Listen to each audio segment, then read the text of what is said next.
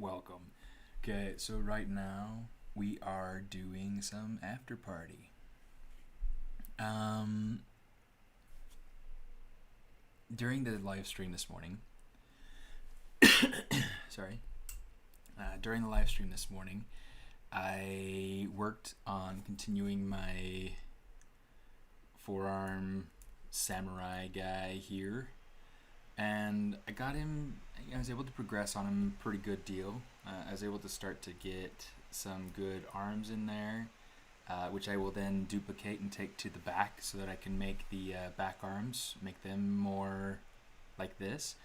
But yeah, that's kind of the idea for right now. I want to go ahead and take a minute, and let's post this out to Instagram so people can see that I am live. And then, yeah, if anybody's there, feel free to chime in and say hello. Going live here for a little bit on my own channel. We'll be working on this further, trying to refine the anatomy and things like that, and then we'll explore with some of the cloth, using some of the new dynamics tools.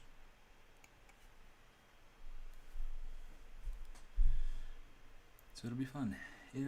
Let's see, twitch.tv/Smaartist.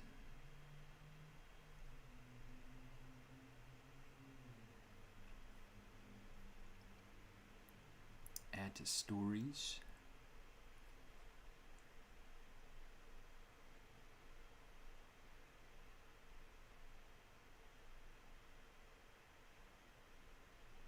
Oh, nice.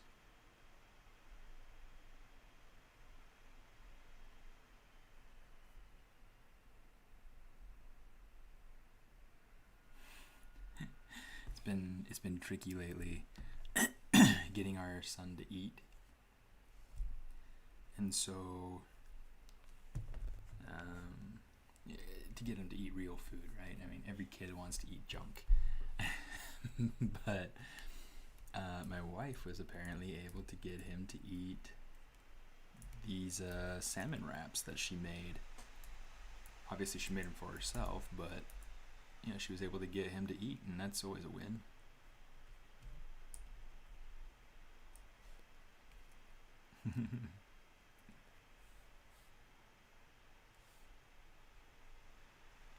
I'm going to try pushing this down just a little bit.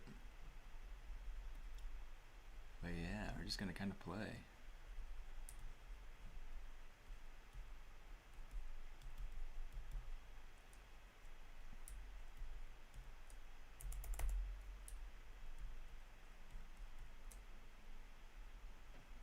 I'm going to try, so like if you were present for the stream earlier, you'll remember that I had kind of talked about, instead of going through and making every point on a line equally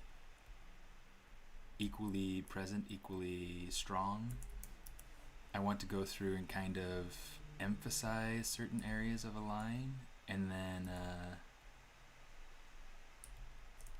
yeah, just kind of let it be otherwise. That way it kind of adds emphasis and de-emphasis. It'll help to kind of strengthen and kind of strengthen the details in a way by making them more subtle. Kind of adds emphasis to areas that you want to have emphasized rather than having everything be the same. Okay, so that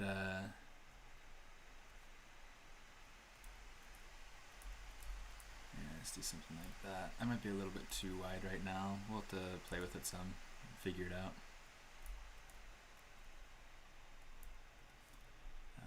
The way that this chest is going up here near the collarbone, it's feeling a little bit too... Oh, there we go. Now we're starting to get somewhere that I'm kind of liking.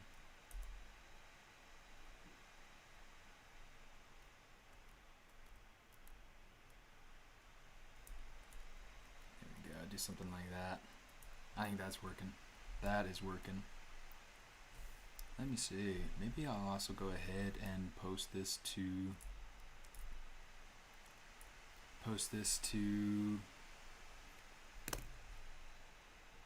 Facebook or something. Let's see. I still have everything open from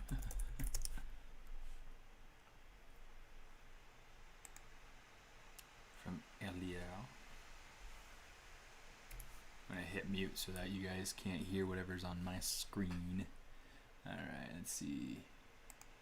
Jump on over into, oh come on, jump over into my profile. Get in there, channel. Okay, and here we are. Look at that. Oh my goodness, I look so beautiful. One person viewing. Let's go ahead and post it. First we'll post it to Smaartist, and then I'll post it from Smaartist onto, oh look at that. I've got a memory from years ago, 8 years ago, when I used to draw a heck of a lot more. Let us know your message preferences. Awesome. Create a post. Add that.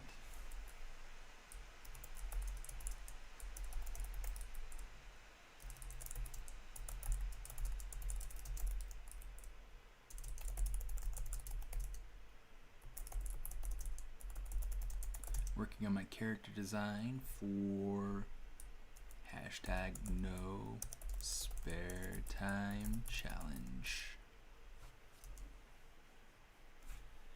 Okay, let me see. Let's say post, and then I'll post it out to, relay it from there.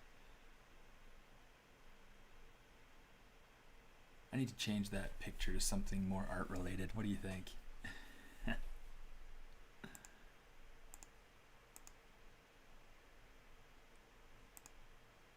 Oh, I gotta change to be myself. Share now. Alright. We'll see if that does anything. It's always kind of fun having people on the stream just because it makes it more engaging for me. Okay, so I've got these arms, and I've got them built out in a way that kind of makes sense for me. Go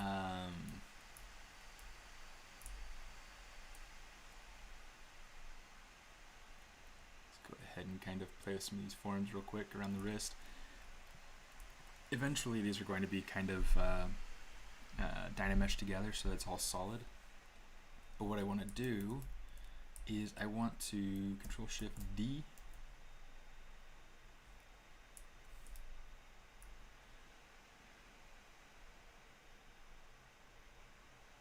And we are going to turn these into these little arms up top.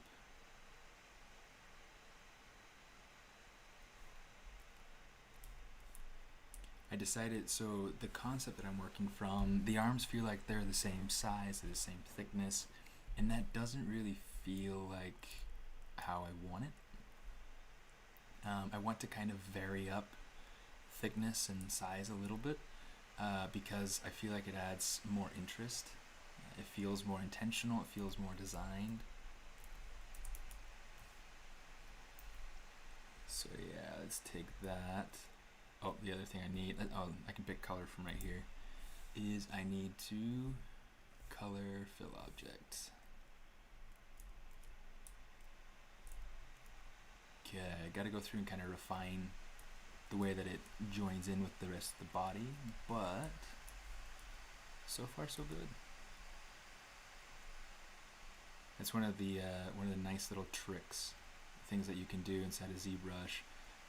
Just reuse parts.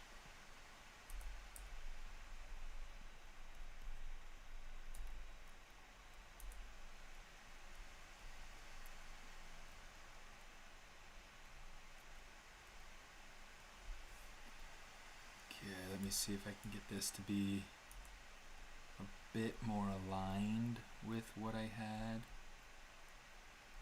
Because one of the things I do like about this this background that I had And it might just be a matter of going through and taking the shoulder section and moving that out.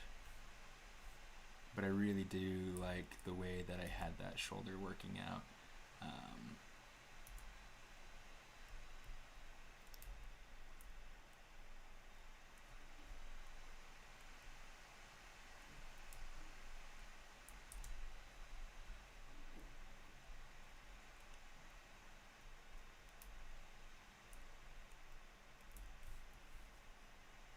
Turn that off. Turn off transparent.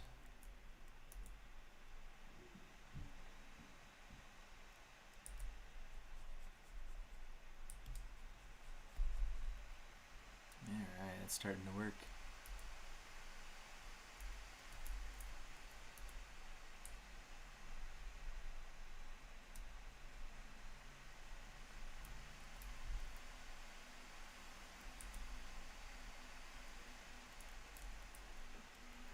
Cool.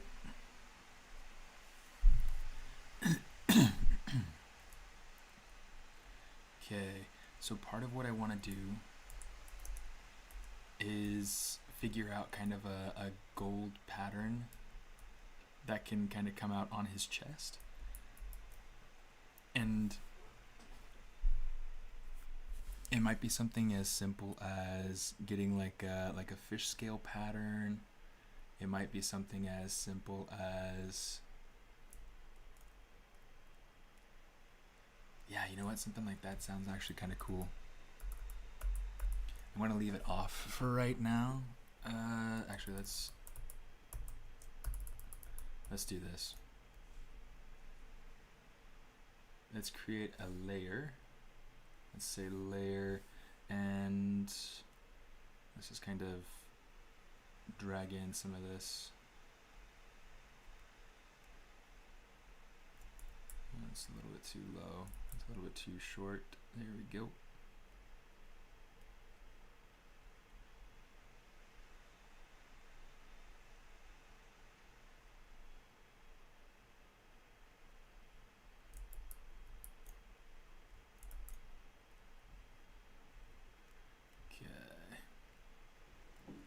Go ahead and do something like that, and eventually when I go ahead and do actual texturing, when I do my final version of this guy, one, it'll be much higher resolution, so it'll not be like this fuzzy weird detail in here.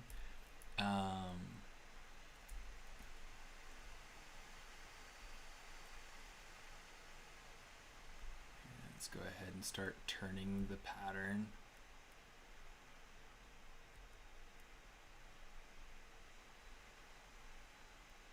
Okay, something like that.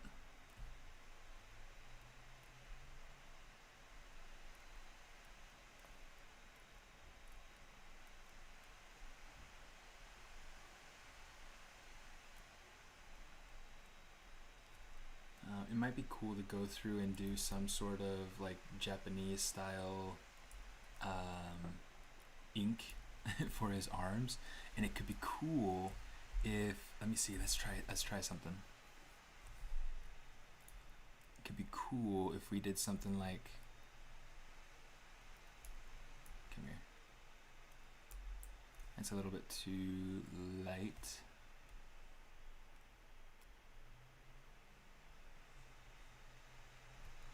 Maybe we could get like a koi kind of coming off of his arm like this.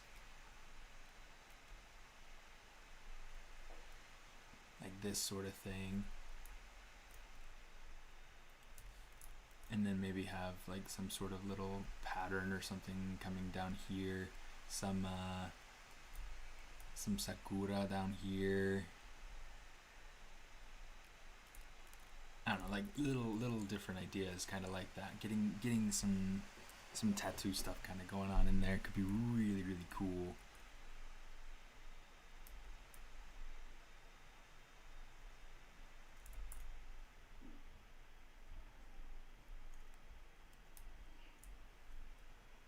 Okay, let's go ahead and pick that color. Let's go to clay. Turn on RGB for now. It's a little bit too big. Something like that. I think that'll, yeah, maybe that's a little bit too far out. Something like that for right now. If we don't like it later, we'll smooth it out and get rid of it. Okay, let's go ahead and pick that color again. Come back over to the arms.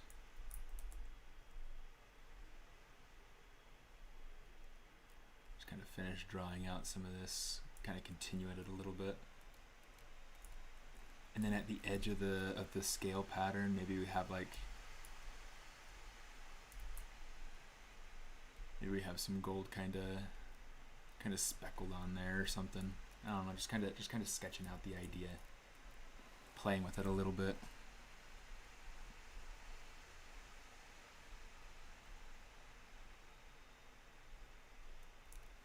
Okay, something like that.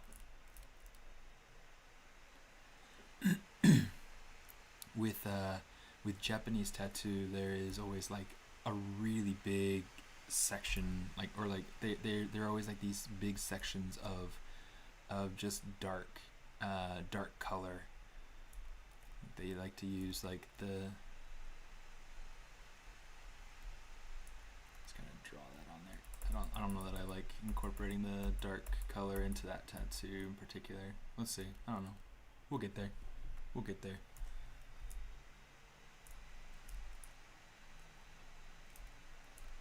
Okay, so I'm going to essentially use this as a sketch, as a concept. So I'm going to Control Shift D and hide that first one. I want to now go ahead and just use this as like being able to up-res it and sculpt it a little bit more, defining the body a little bit better, things like that.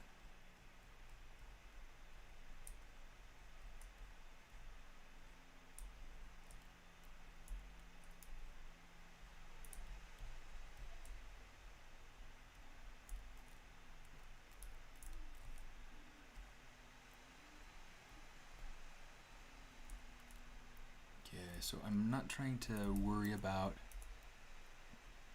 oops, I don't want the color on at all right now. I'm not trying to worry about every section of the torso, mostly because from this point down, it's all kind of hidden. I am trying to kind of fake muscles in a way. I am looking at this anatomy figure regularly to kind of see what's actually there, but then I'm trying to exaggerate it and push it in ways that make it feel stronger.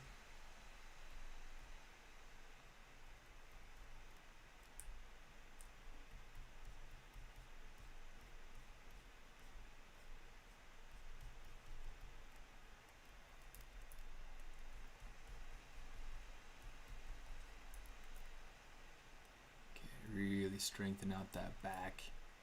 And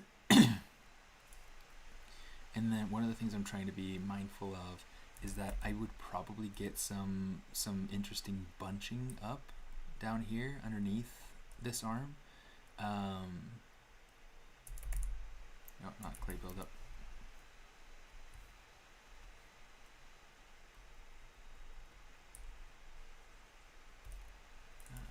Just from the standpoint of, like, you know, this is where the muscles masses all kind of collide and come together, and so you're going to get the muscle on the back kind of getting pushed up against against itself, and it's yeah.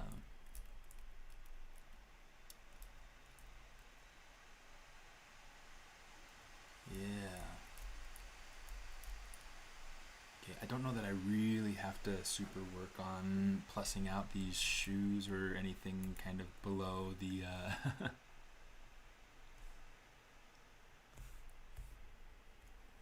let's go ahead, let's color pick this. Let's come down here, say color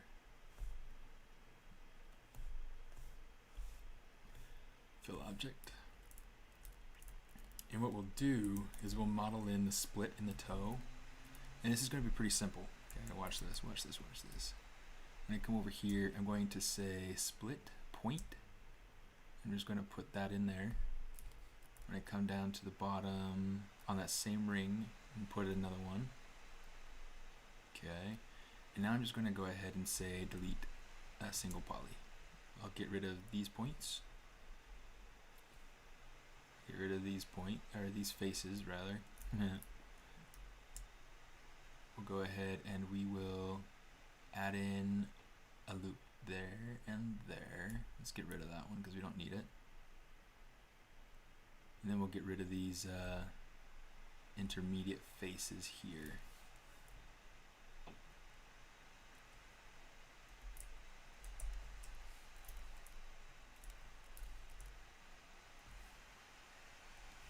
Geometry, modify topology, delete hidden. Okay, now I just want to go ahead and say stitch. 2 points to end point. Okay. Just stitching those together. Real nice and simple. And then what I want to do is I want to bridge things together. But I want to bridge things together in a way that I can preserve a couple things. Like for instance, this seam kind of going between the two halves of the shoe. So what I'm going to do is I'm going to start by bridging these two pieces together, which technically I could have just not deleted that face, those faces, and it would have been just fine. Whatevs. Let's go ahead and hide anything that isn't that poly group. Okay, now we're just going to control A to mask just that, invert the mask, and I'm going to hold control and just pull it back. So now I've got this little piece right here that is going to help me create the seam between the two parts that goes in between the toes. So let's do this. Let's insert single edge loop.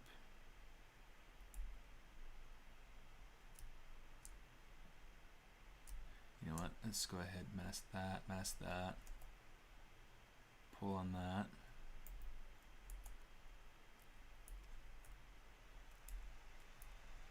And then we can start kind of bridging things together. In fact, that might be a little bit too far back for this particular piece. Let's push it forward some.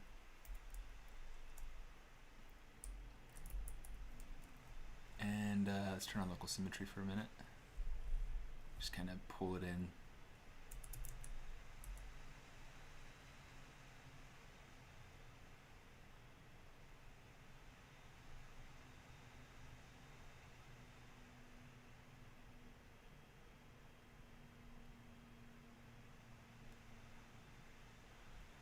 Okay.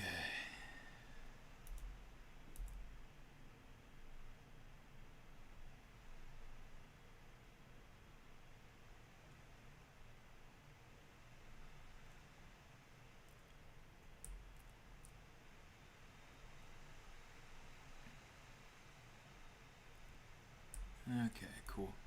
So now here's what we're going to do. We're going to start bridging together these other pieces. And we'll make it a happy little foot. Just want to check and make sure that we're getting the same thing on each side. It looks like we are, so we're good.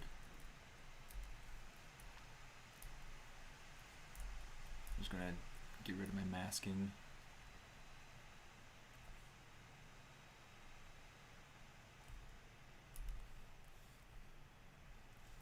Shoot. Okay. So there we go on that.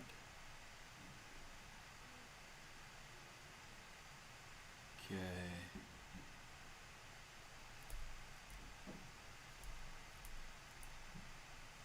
Now the bottom part, it's going to be a little bit trickier, but we can figure it out.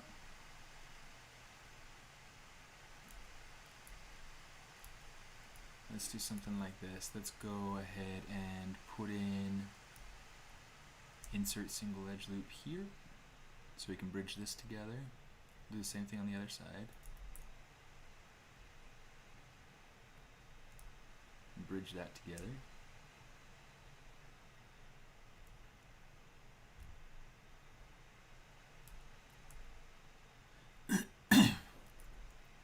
And now what I want to do is I also want to kind of add in, not inset, insert poly loop. Come on, you.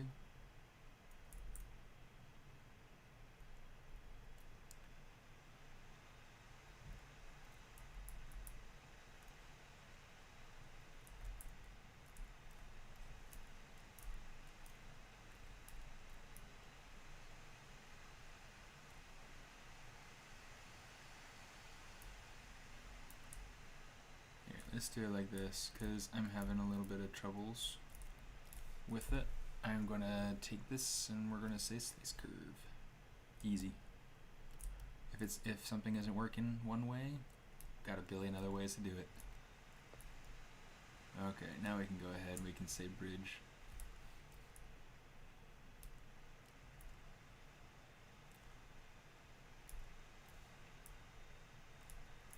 Oops.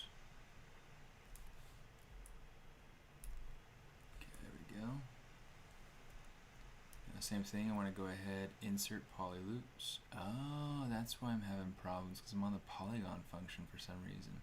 Let's say do nothing, insert.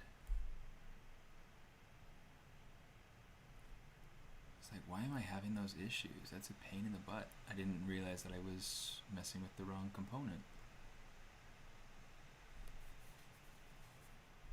Okay, we're going to stitch that to that. Stitch that to that, and we'll adjust the interior points here in a minute, but we just got to make sure that we're getting all the topology in here that we need.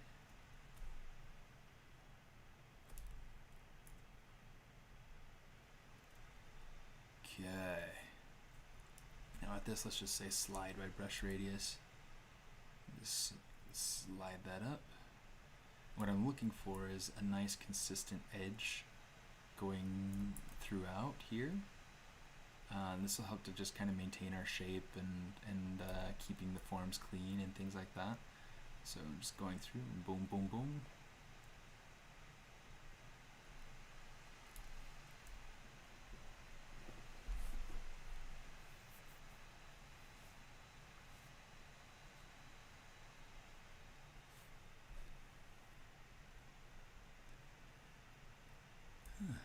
Still nobody on the stream, huh? We are live, right?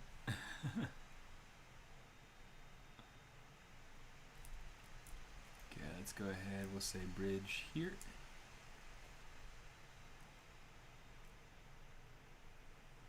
And to be fair, you know, I didn't plan this out. I didn't advertise the stream at all, so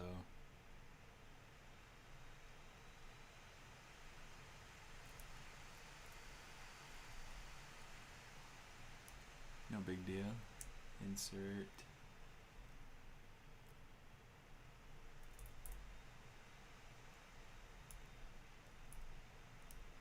Just means that I'll be working more than talking. I've been talking a lot though. Kind of wondering out loud, I guess.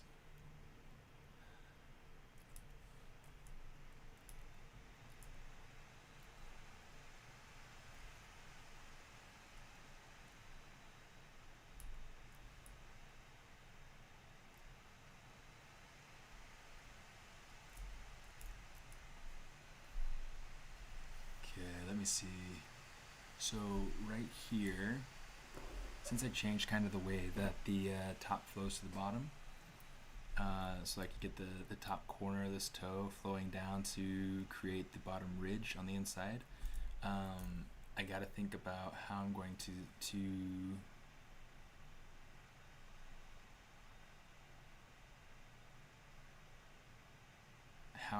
to split the rest of it up.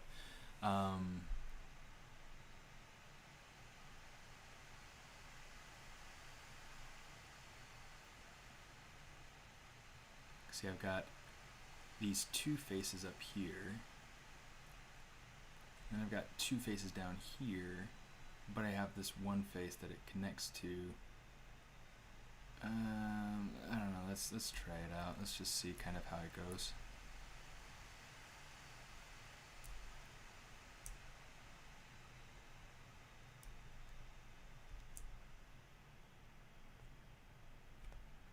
Bridge that bad boy and that bad boy. Okay, so now that's done. I'm gonna do the same thing over on this side.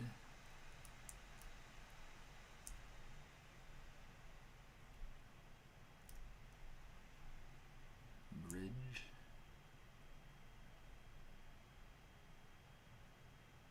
I already got it, okay.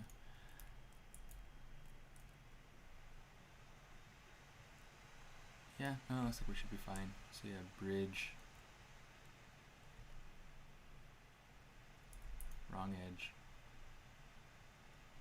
There we go.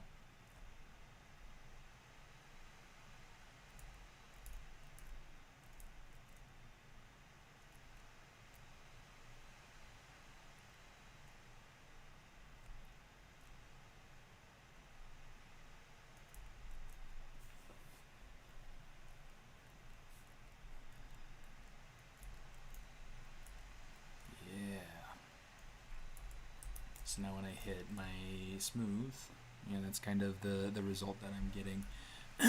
One of the things I'm going to want to do is I'm going to want to use my slide points to kind of move these points in, and I'll just use my move brush to kind of push these points in. What I'm trying to do is create a constant sense of that shape flowing around the form. So yeah, it should be pretty good.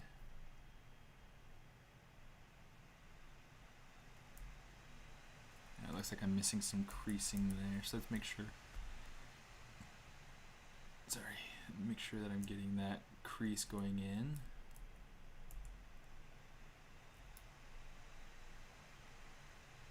Let's kind of uncrease those.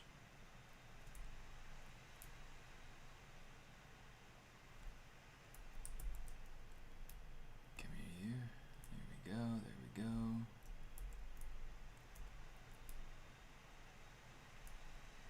Go ahead and uncrease that.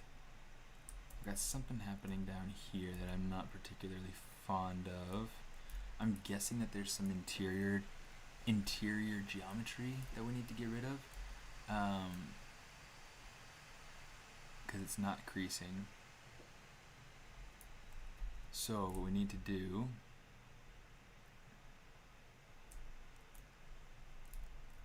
is look at it from the inside. I'm going to go ahead and turn off double-sided. Let's hide that green part. Okay, we just want to focus on this little piece down here along. No, I don't want that. Come on.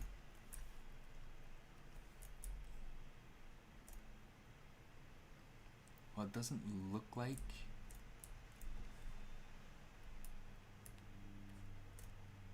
It doesn't look like it has anything wrong with it.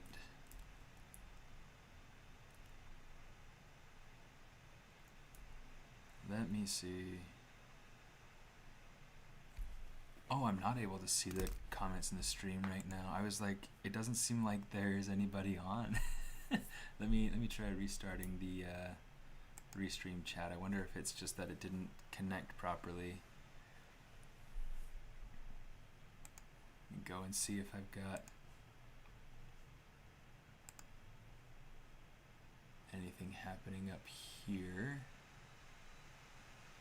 Actually, I probably wouldn't have anything. You're over on. Yeah, there we go. Now I see I've got like 5 people on chat. 6 people. Oh my goodness. Let's see. I am so sorry, guys. I was totally and completely thinking that I was just alone. I was just alone in this cold, cruel world. Let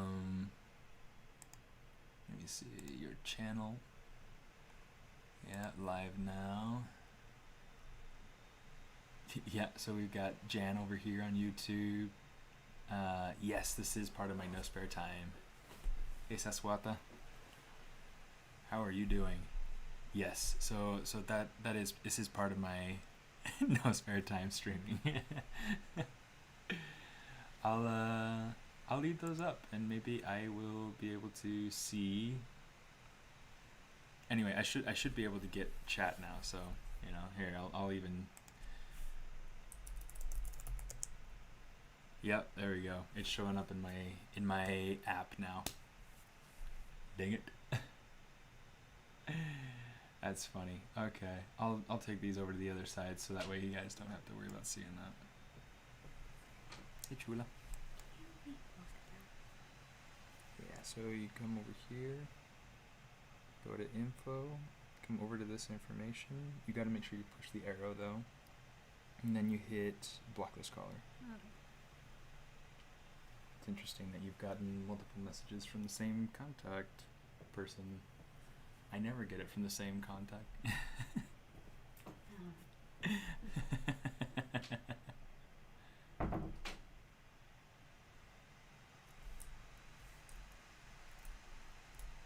Let's get rid of the creasing down here. I'm not sure exactly what's happening down here to make this funky business happen, but I wonder if it's just that it's just doubled up. Let's try this. Let's go geometry, weld points. Yeah, it's still doing it. Wow.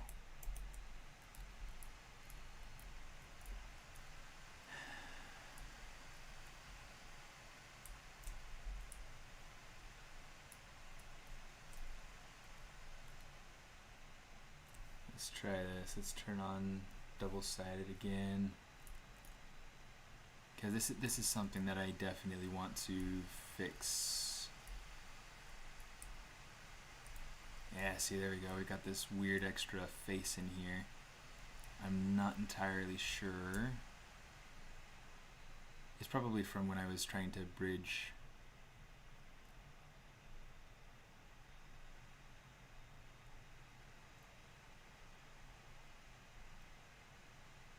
Bridge edges together.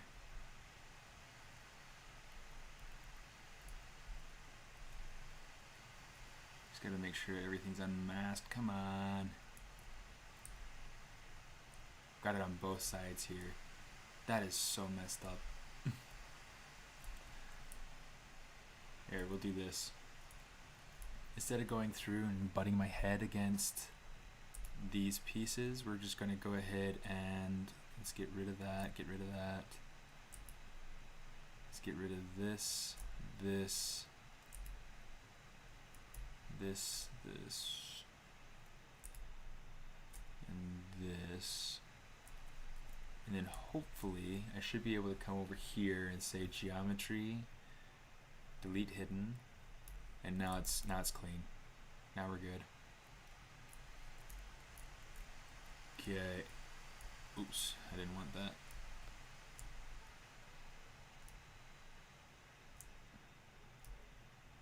Huh. I don't know what I just changed, but yeah.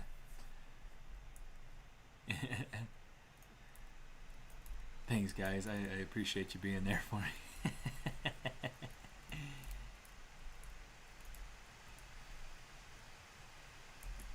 Okay, with these boots, I do want them to be more, let's make them solid.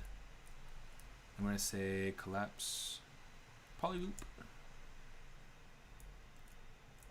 And then we'll bridge these across.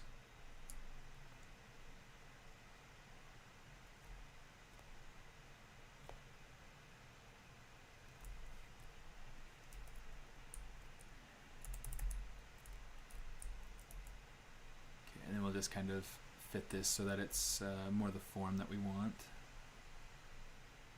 Yeah.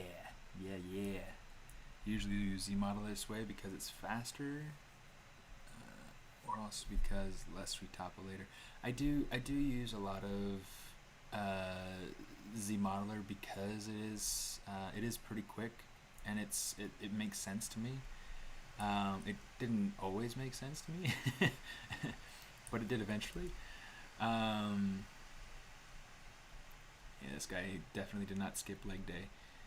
Let's push this in a little bit. So I mean, it's kind of just a matter of I wanted to be able to. Yeah, let's select lasso there. I wanted a way to be able to just use ZBrush for my stuff instead of having to go through and constantly be switching back and forth. It makes it a little bit easier to, let's go ahead, polygroups, auto groups, and then mirror and weld. So we got the same thing on both sides. So yeah, I mean that's really kind of the idea, is being able to not have to trade back and forth.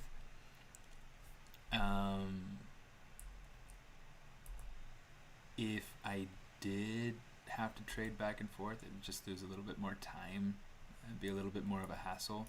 There is the Go Z button, which will take you to another external software to be able to work. But I find that I really have a hard time sometimes having that work. And so, yeah, so that's kind of the idea for why I try to keep things strictly inside of ZBrush. Currently, I'm thinking that he might be a little bit long.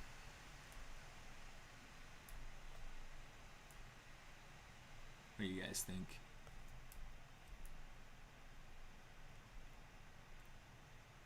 That feels a little bit more natural, lengthwise.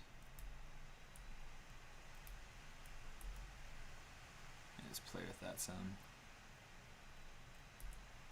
Yeah.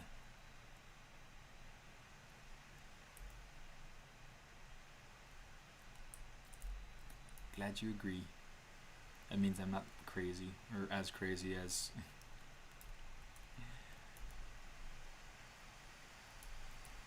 some might believe I am. Okay, one of the things I'm trying to check.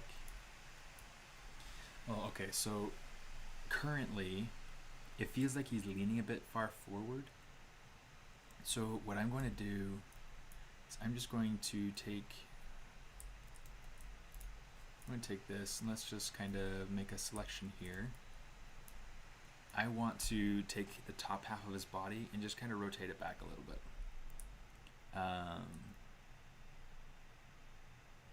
Actually, maybe the top half of the body minus the mask. I want the mask facing the direction that it is, and the rest of it I can just kind of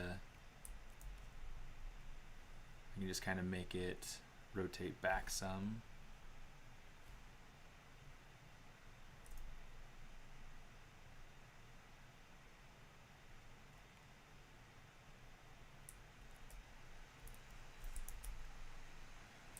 It's a little bit better. And then we can just take the mask pieces. Let's actually make a group out of these. Just so that it's cleaner. New folder. Mask. Just gonna put all these pieces in here. Put these down here by that. I got the mask pieces. So I went through and took the ideas that I got from my poll on Instagram and tried to kind of make sense of it, in that a lot of people felt like they really liked a specific head, but they felt like, let's go ahead and name these gums, but they felt like they liked different aspects of the different ones. So like a lot of people really seemed to like how narrow this face was, but they also liked the the nose from the original one, or they liked different little things about each of the masks.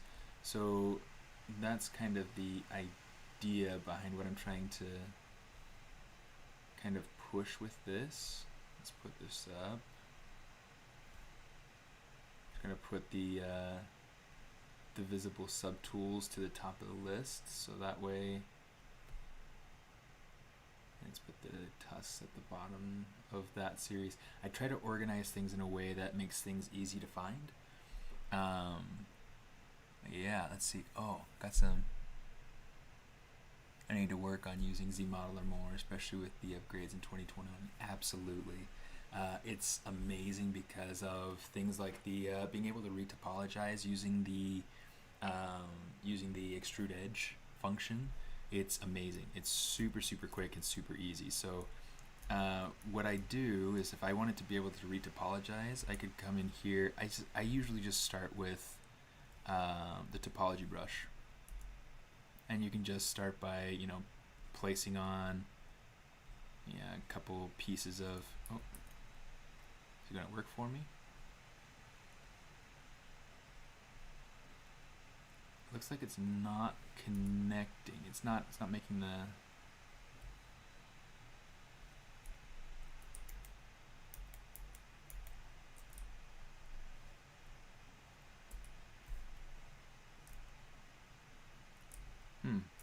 It's not making the pieces for some reason.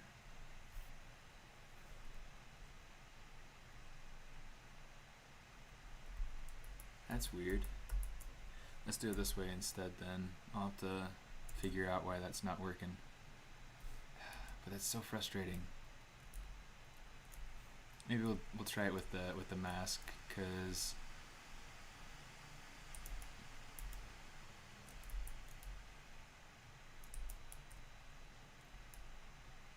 mask.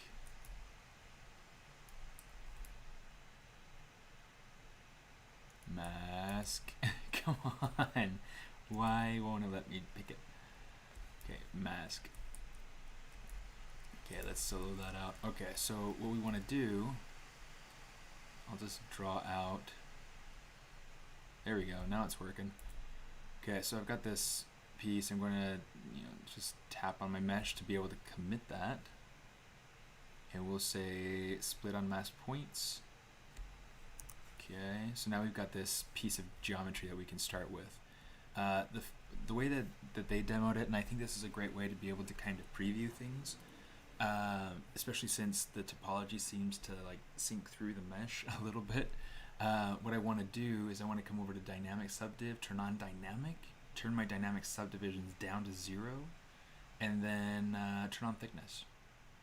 It doesn't have to be super thick, just thick enough for you to be able to see the mesh. Let's put it up. Something like that. That works. And then with ZModeler, I'm going to change to extrude edge. I'm going to turn on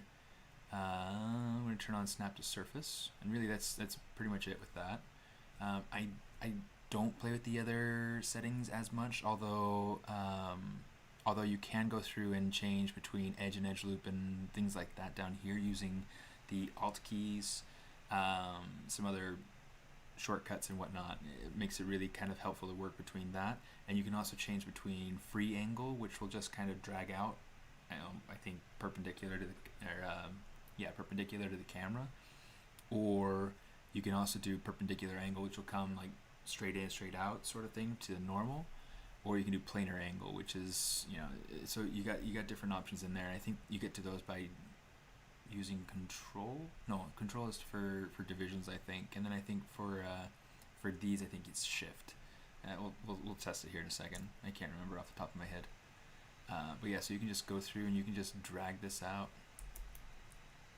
and it's super, super easy. So you get to this sort of point, and you're like, oh, you know what? I want to. Let's make our brush bigger so we can control it more easily. And let's change our point action to move, snap to surface. And that way we can, make sure that it snaps to the surface that we're drawing it out on. Super, super flexible. You can just drag it out. If you wanted to, you could also come over here and let's say,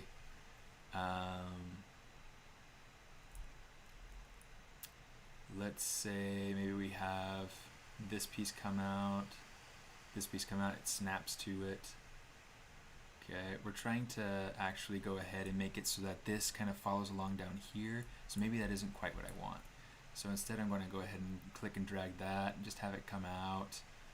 I can constantly be changing and evolving my topology with this tool.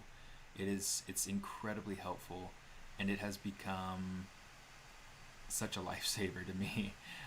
I mean, if you guys saw my Amman project, I haven't posted the mask retopology that I did using the new ZBrush functions, but I did. I used it to be able to make some retopology, and it was amazing. It was so nice, and you just do it like this.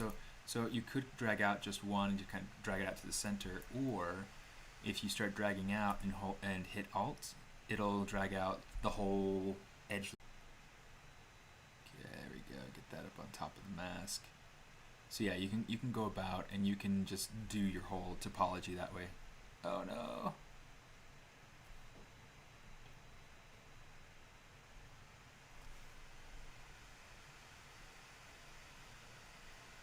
How's that? Did we get it back?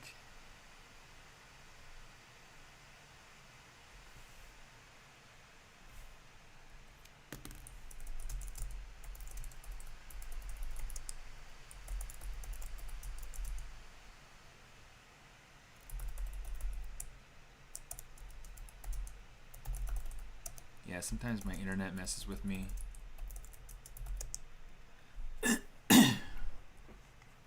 So I promise it's probably not you. It's probably me. Which is a pain. But you know, whatever. So yeah, you can go through and you can keep doing topology in that sort of way, and it's extremely flexible, extremely fast, and then you have something that's usable.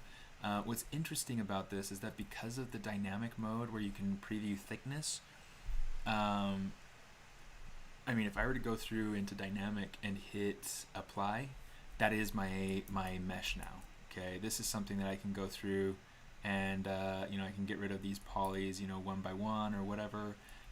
Whereas before, when it's dynamic, I can't do that. You know, if I delete one, it deletes that whole section. So, you know, really interesting. Definitely something that I'll be covering more in like a formal tutorial at some point. Until then, it'll just be kind of applied use. It's kind of interesting having that splash of blue right there.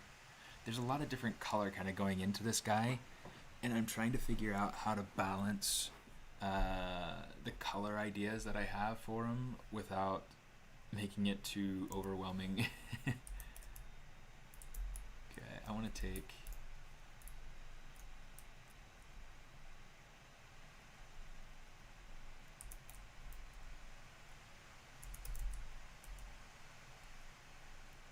So yeah, a lot of what I try to do, I mean, it's kind of just nice. I mean, I'm just trying to experiment and explore the concept some. My own personal mental concept that as much as it comes to me.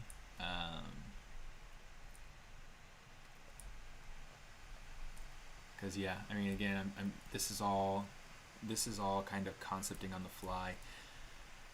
Anyway, so now that I have this, let me see, let's make sure that we have all the pieces unmasked, and I'm just going to say transpose set.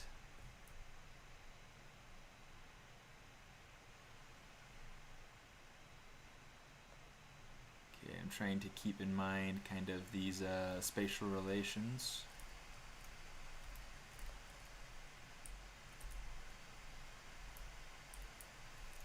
Let's go ahead, let's turn that back on. And gotta try some different things. Try angling it just a little bit. that's looking kind of cool. The face of the character though has to definitely be pushed in some. I don't think I'll actually sculpt an actual face for this guy. I'll definitely work on fleshing out those ears and making those ears work nicely. But yeah, there won't be an actual face. I do kind of like the gums being that color though. That's kind of cool. Like I said, I kind of want to have a little bit of that splash of blue on there. I feel like it contrasts the yellow orange really nicely. So yeah, we'll have to see. Come on, you. There we go.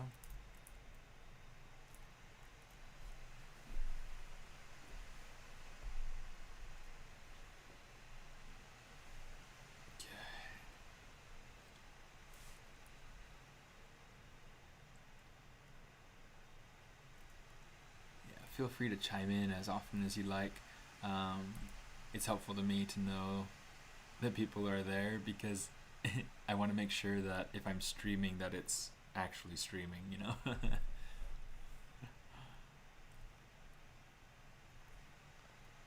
That if anybody really wants to be able to be here and participate, that they can see the stream.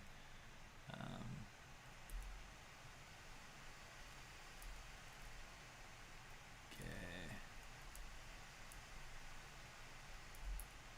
Let's turn on symmetry so that I can adjust both sides.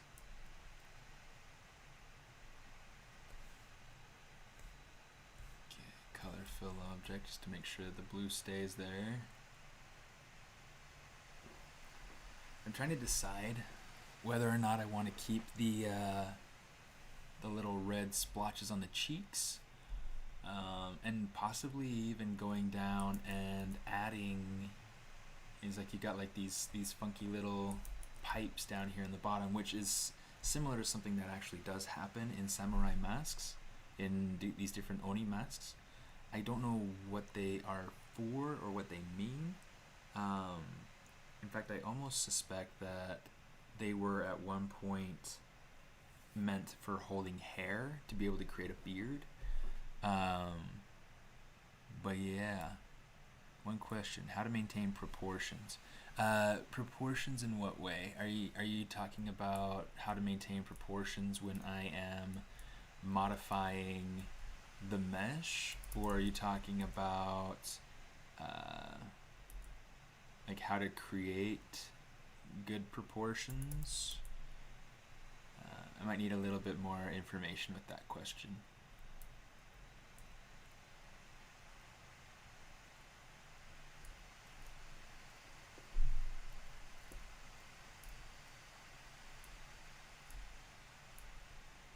Let's see, let's pick this and let's get like a really kind of dark, middle saturation type blue.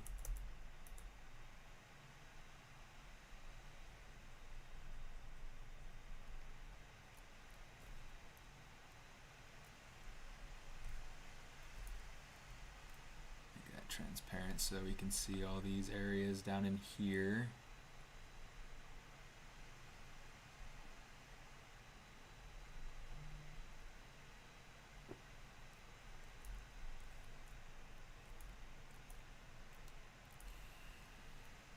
That way it should hopefully add a little bit of depth to the eye socket. The idea is to actually go ahead and at some point add like some sort of glowing orb or something on the inside of the eye, so that when how to create good proportions. A lot of it is, if you saw the way that this mesh looked this morning, in fact I'll open it here in just a second, but yeah, anyway, so a glowing orb inside of the eyes to kind of give him more of this demonic sort of oni, maybe not demonic, but certainly like powerful, otherworldly. So let's go ahead and save that. Let's load in. think I should still have things. Yeah, here we go. Body. So this is how I had it this morning when I started the stream. And so the way that I was working out proportions, it's all based on being able to control these polygroups.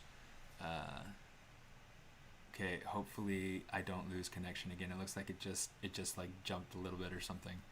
It's like it happens to me all the time during class too, and it's really kind of irritating when it does. So yeah, when I'm creating proportions, if I'm starting from scratch on something like this, which is really fun, and I tend to do it like this pretty regularly. When I'm trying to concept a design, if I have something that I know what the final result is kind of supposed to be like, and I can use a base mesh to get there, I'll use the base mesh. But this is a great way for me to be able to think and to be able to kind of be creative. So yeah, that's kind of a big thing that I like to do. So essentially, you could split these out into different pieces or whatever. Currently I have him in separate pieces, and so if I wanted to, I could just, maybe this isn't quite right size. Maybe I want him to be bigger, which is really kind of goofy. But yeah, so having them in different pieces or using polygroups or things like that is really helpful to be able to create something appealing and something fun, and to be able to iterate too, to be able to try different proportions, to be able to try different shapes or different sizes. Yeah, and that's kind of the gist of that. It's a good question.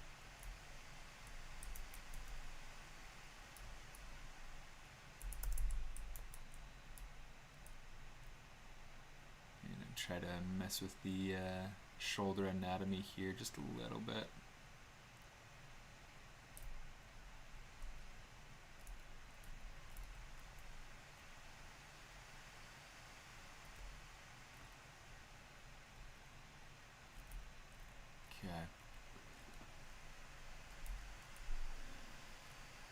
Okay, so for these particular arms, I do want to go through.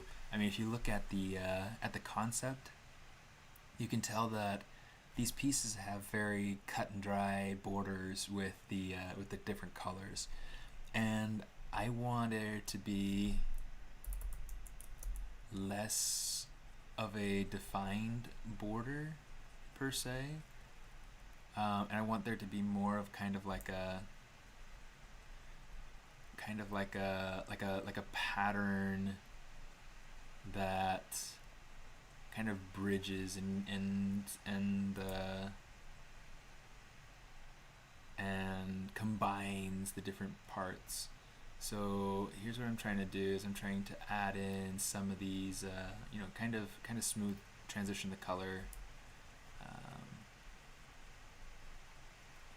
one part to the next.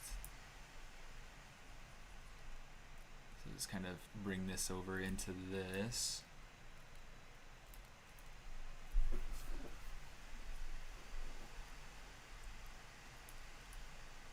And I'm trying to think too if maybe I want his lower body to have a different color, or to transition to something maybe darker, or transition to something like a darker red.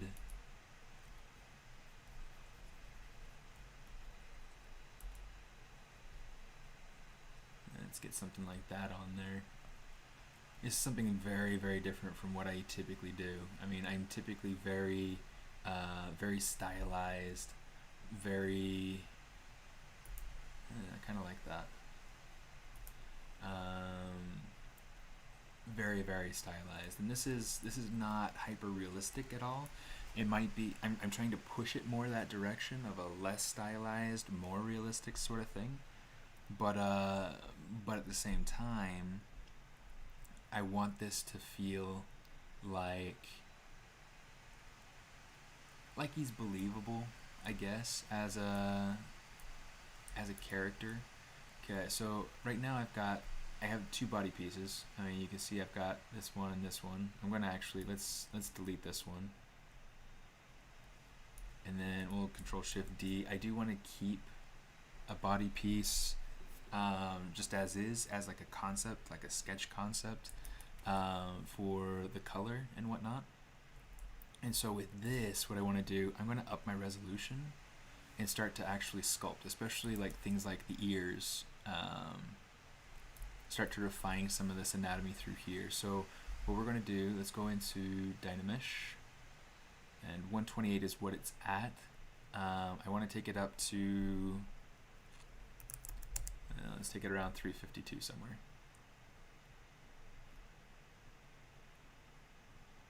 Oh, it has layers. So what we need to do is we are going to come up and say layers. Turn that off. Bake, because why not? Yeah. Okay, so now we can just kind of do like a general smoothing pass. That might actually be a little bit too high. Let's take it down to like 300.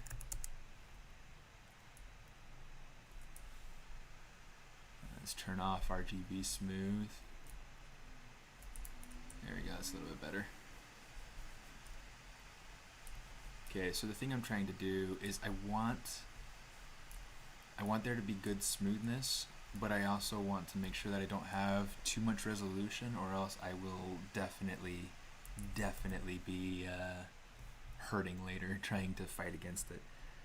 So with the clay brush, I want to turn on my backface masking. Okay, good, it's just above my face. It's just right there. Okay, so turn that on, and then I can use that to really start to build and refine these ears. Now, I do have a little bit of reference here that I'll be referring to, that I'll be looking at myself. In fact, let me put it right there, because that'll give me good light and it'll help me see it pretty well. I need to refine shape, so I'll just use a bunch of move brush. I mean, really, it's all it is.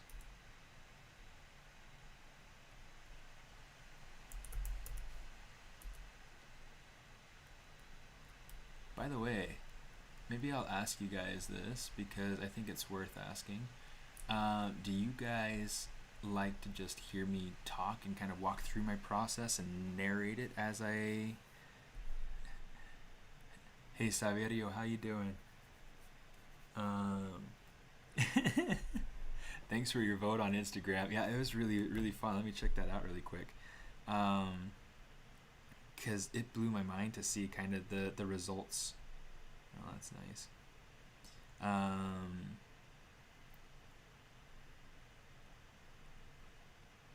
Actually, it looks like I can't look at it directly. I'll have to come in here and look at my archives and see archive. I wish I could like share this to the screen, because that could be nice. Let's see. So let's see, open that up. So just to make you guys aware, we had, gosh, like 300 votes total. It was seen by over 900 people, which is kind of fun. But let's see. So, in fact, let me share this if I can. See all the results. No, how can I?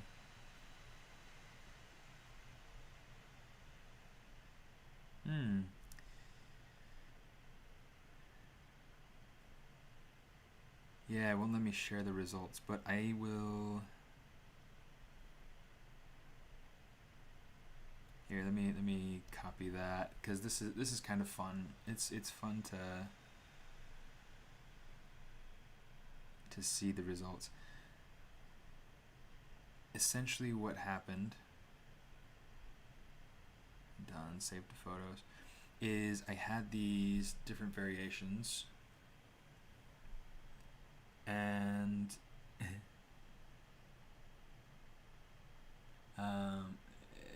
me see.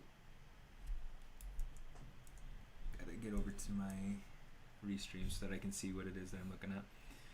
Yeah, so variations on what I could do with the mask, and the sketch up top was kind of my attempt at trying to make something feel more streamlined and a bit sleeker.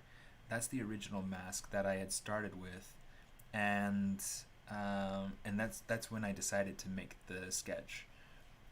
So yeah, then I went ahead and kind of made a couple different variants based on the sketch, and just kind of played with different ideas. So what I have now is kind of a way for me to be able to, yeah, let me see if I can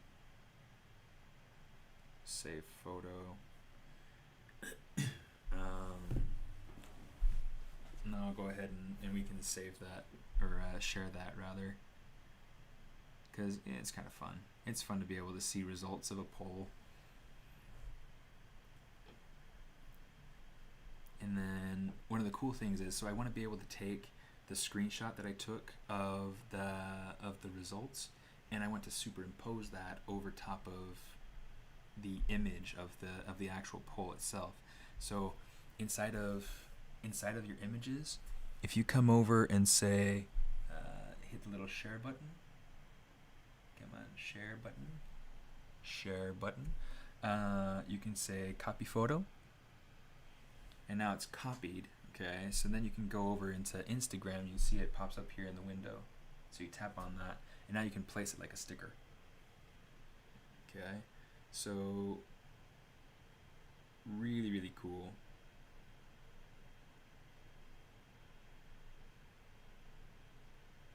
In fact, I kind of want to edit it so that it's, let's do this. I'm going to say edit, and then I'm going to crop it so that I have just the numbers, and then I'm going to go ahead and copy the photo, put it over on Instagram. I think that'll be better. Drag the old one to the trash, and then I can just line this up.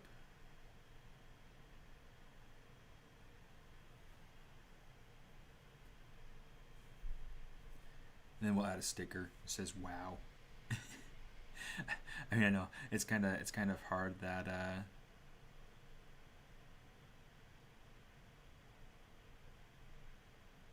it's kind of hard when I'm working on something on a screen you guys can't see. It'd be cool if I had like a top-down sort of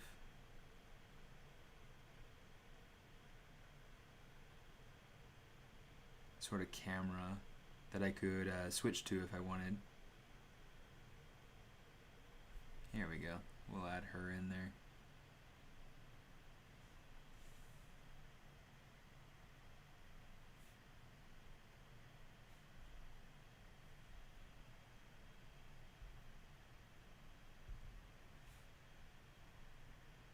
Yeah, I'm trying to figure out a good placement for my little sticker. Oh well. We'll put it right there. So yeah, that's in the stories now. So if you wanted to see kind of the results of how many people voted for each one, 67 people voted for A for the sketch. 89 people voted for the original one for B.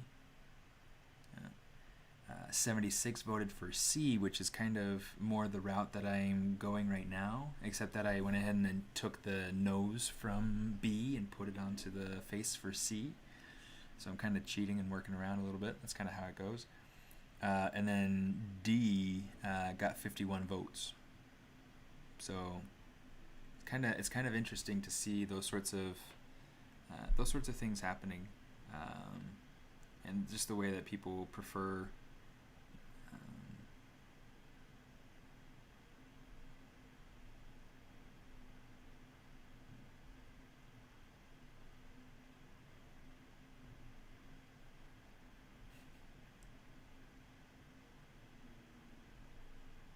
yeah, so that's pretty fun.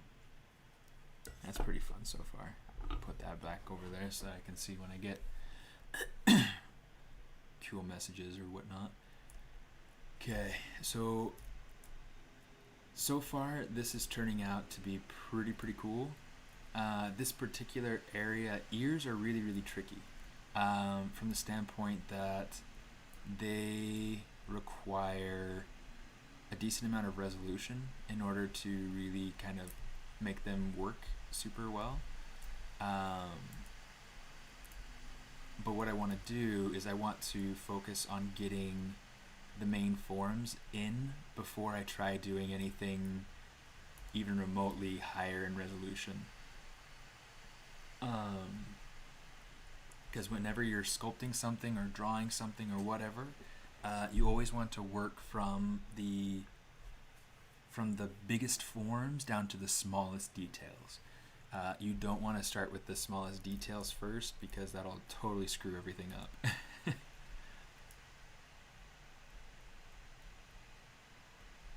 Let's see if we can go ahead and push that in.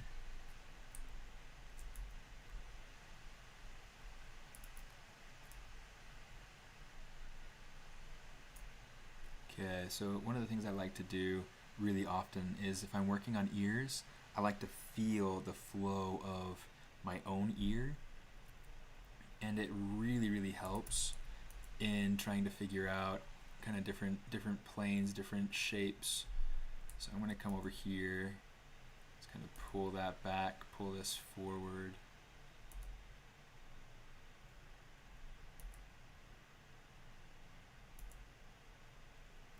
And I'm trying to use myself as reference without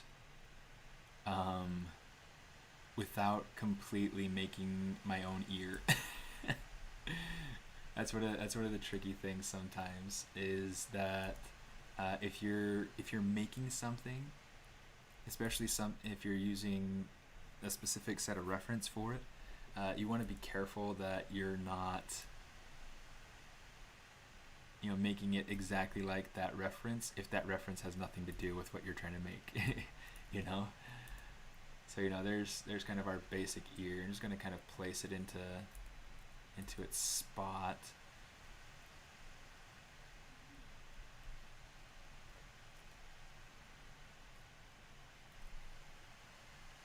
Okay, so here's what I want to do.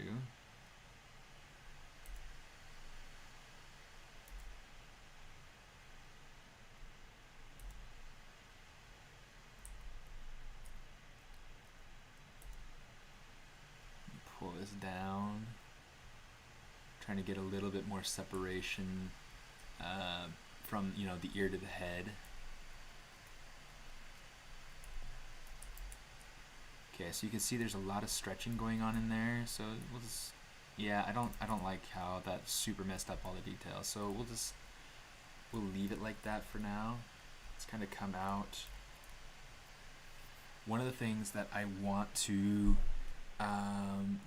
do is I want to create a sash that makes it so that it's like there's a reason this mask is staying on his face. Okay, so now there are a couple of different ways that I can do this. Okay, I want to use cloth dynamics. I'm going to use that because I'm going to make it so that the band fits directly around the head, or so that maybe I'll make it so that the band itself creates some tension between the mask and the point on the back of the head where I have it kind of connecting. So what we're going to do now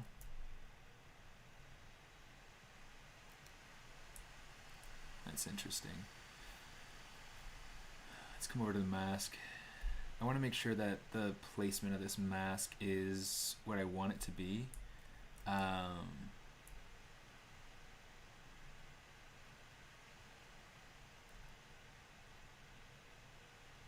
check it from different angles and whatnot. Like, I almost feel like it's down too low now. Let me see.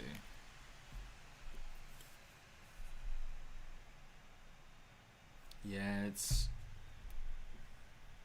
I think part of what's hard for me is that the eyes need to be able to line up with where the eyes are.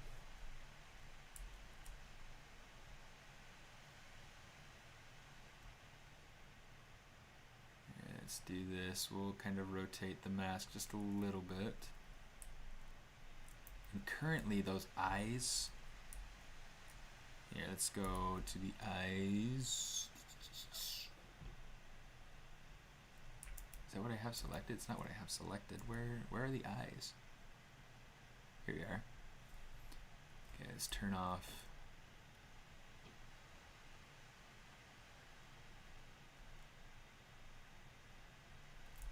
Okay, so it'll take a little bit of rearranging, but I think that might work.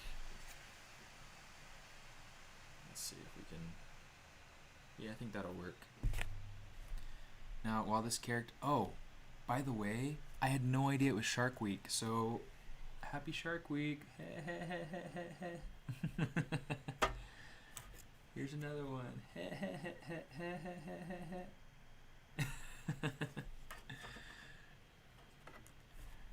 And here's Baby Shark. Do do do do do do. Baby Shark. Do do do do. Anyway. Yeah. Anyway, so it was, I totally didn't even realize it was Shark Week until like yesterday, which is why I haven't done any sharks this year. I need to. I ought to do a shark.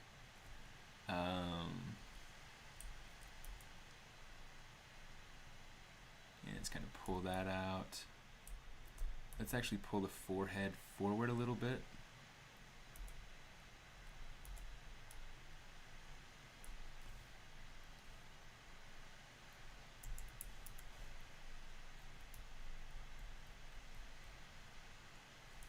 Hopefully it's still going.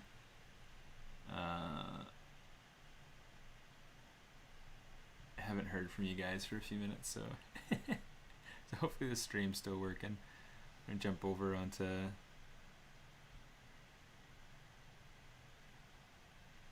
Okay. Yeah, I haven't gotten any more messages on the Discord saying that it stopped, so hopefully you guys can see me. And hopefully the stream's working just fine.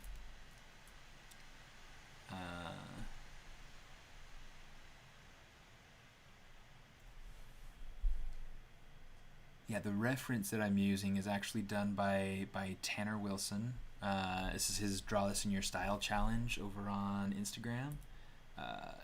He's an absolutely brilliant artist. He works for Warner Brothers.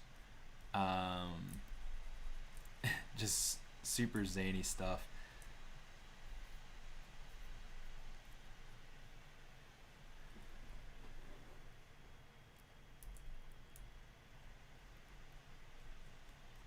And let's kind of block in a little bit of a face of some sort. That way we can at least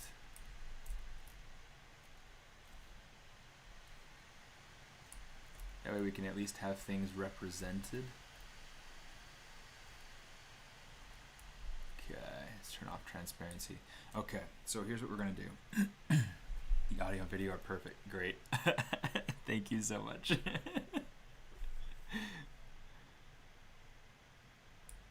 I wonder, actually, I'm gonna try something.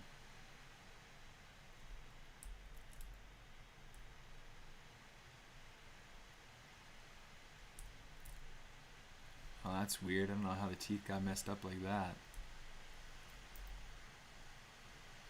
That is definitely a very, very different look. I'm going to duplicate that.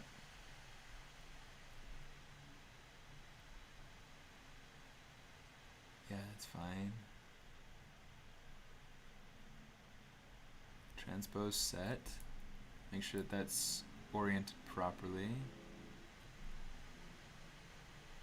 One of the things that I absolutely have to do is make sure that these teeth get fixed, because that's pretty terrible. That is really freaking terrible.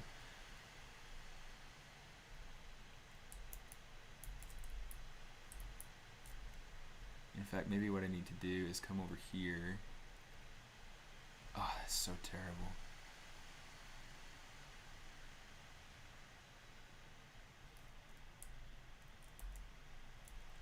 You know what? Different technique. I am going to say...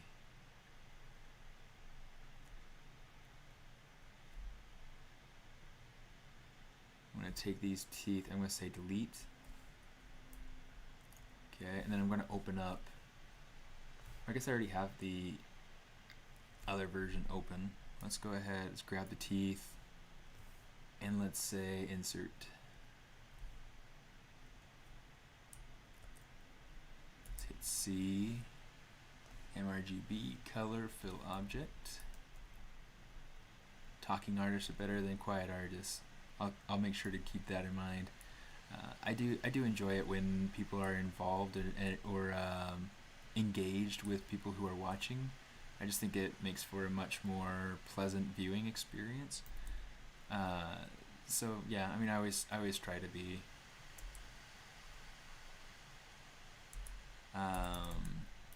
engaged when I'm streaming, even if even if I'm streaming to myself. Just trying to make sure that the teeth line up with the gums.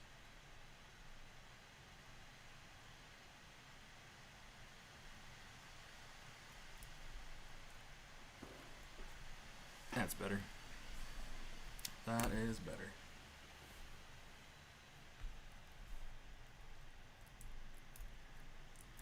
And then we'll just go ahead and duplicate that and take this down into the other piece. Oh, okay, I know what that is. Yeah, and then we can, shrink it down so that it fits in here.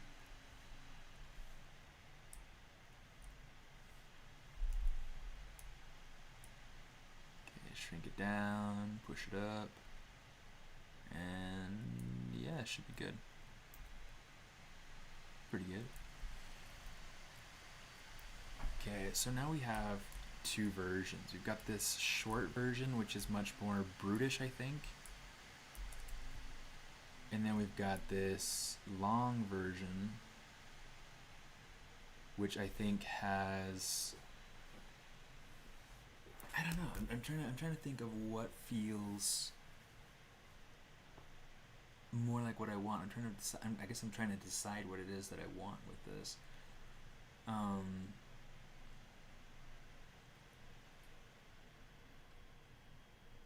Yeah, that's tricky.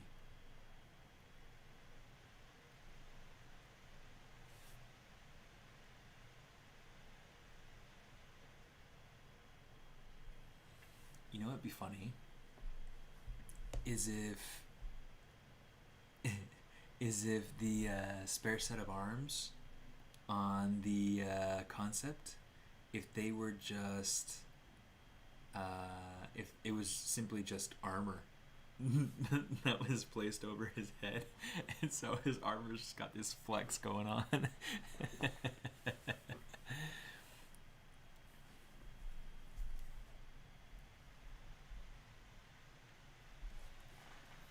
Yeah, I think what I'm going to do is I'm going to keep...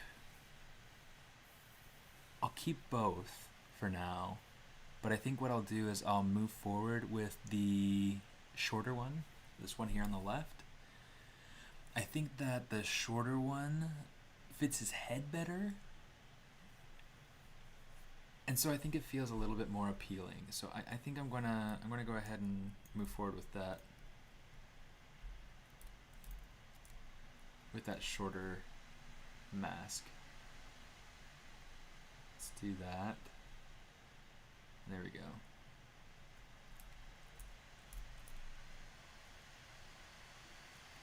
Okay. I want to add kind of more of a golden brown sort of color here to the ends of these hands. So let's pull in our RGB standard brush here, and really it's just kind of a matter of playing with gradients. I really like that there's some level of color variation even in these solid colors, and so I'm trying to reflect that even just a little bit here in my color choices. Okay, let's go ahead. Let's work on that strap. First thing I want to do, we got to come over to the hair, and we gotta put in the impression on the hair from where the band will be tying, and I want it to tie in right here, just underneath where the hair's kind of pinned. I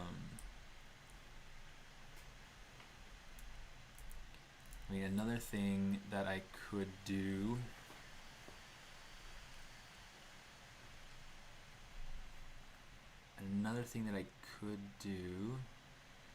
So yeah, this is a tricky part because it's one of those things that I have to really think about, or else I might lose an opportunity to have something that feels well developed. So I'm trying to let's hide everything else here.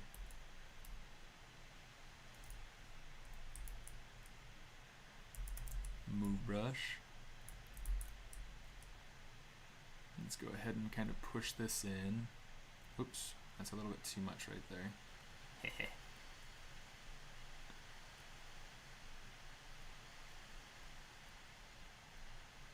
Just trying to make sure that it's covering the zones that I want it to cover, but I also want to make sure that it's feeling like it's being compressed against the head here in this spot. Okay, so let's make sure that this is kind of maybe coming up. Okay.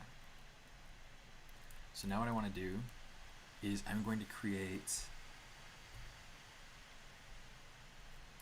go over to the mask, and we'll create an IMM primitive. We'll just make a simple cube. Okay.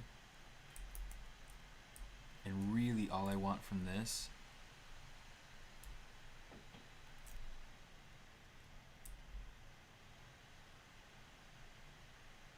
here, let me do this.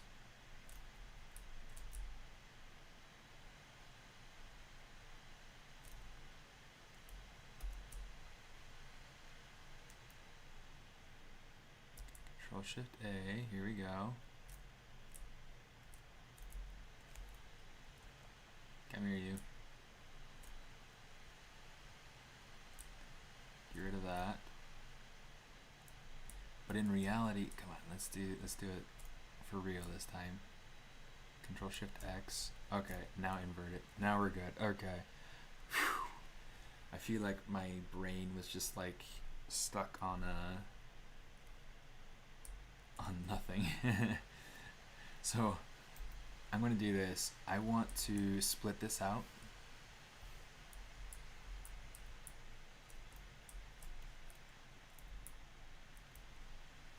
Okay, yeah, so we should be good. So split unmasked. And we're going to call this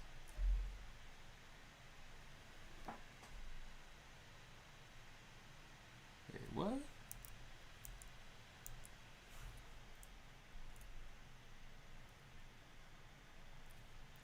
Okay, I'm just going to go ahead and hit delete on this. I don't need this part.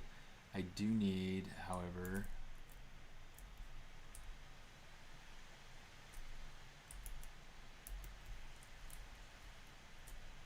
split hidden. Okay.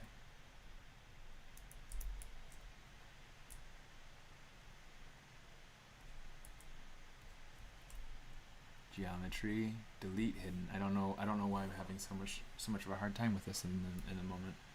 Okay, now we've got this. Okay, let's do this. Geometry, mirror and weld.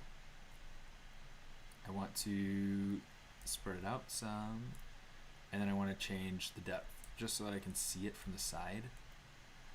Okay. And I'm going to place this kind of against the head.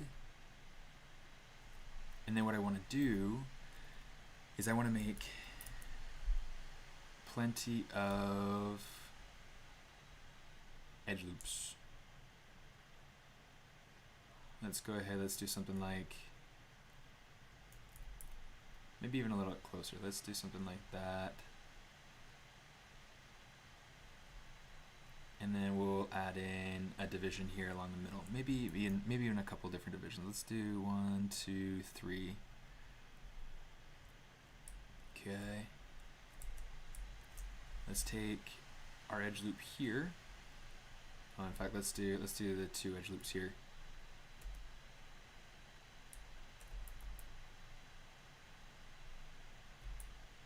Control W. Okay. So what I want to do is I just want to bring this up so that it matches. Let's turn on double-sided. Display property double-sided.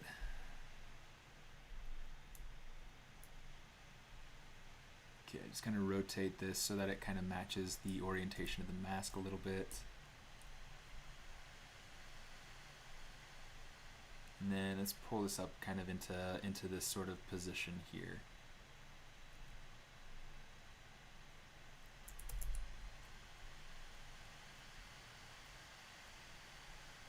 Okay, I'm just going to kind of spread it out a little bit so that it's kind of covering that area. Let's add in a few divisions over here so that it has somewhat even topology. It's important when you're kind of do like any kind of cloth sims that you focus on making the cloth like even in topology. It's like what we're going to do here. Let's go ahead and say solo, select the pink, I'm going to invert it. And then what I want to do, I'm going to try a couple different things. Okay, first thing I want to try is using this contract. Okay, so I'm going to turn on contract. I don't need gravity or anything else turned on. And let's say, collision volume is important, so that way it collides with the head. Okay, run simulation. You can see it went through and it kind of contracted in the wrong direction. Let's I'm going to turn off contract Y. Now let's run simulation. So one of the things that we're seeing happening, you can see that there's a huge space, and I don't want it to be that big of a space, so I need to change my inflate down to, let's try 0.2. Say recalculate. Oh, I turned it off on accident. There we go. Okay, run simulation. And you can see, I mean, it's starting to adhere to the head. The other thing that we could do, and I think this might even be quite a bit better than trying to use collision volumes here. Let's go ahead and take this, and we'll just move it outside of the group. Let's, okay, undo masking, we'll recalculate our collision volume, and then instead of using contract, I'm going to say gravity, set direction to be, however it's oriented right now. So it's essentially just going to fall against the head.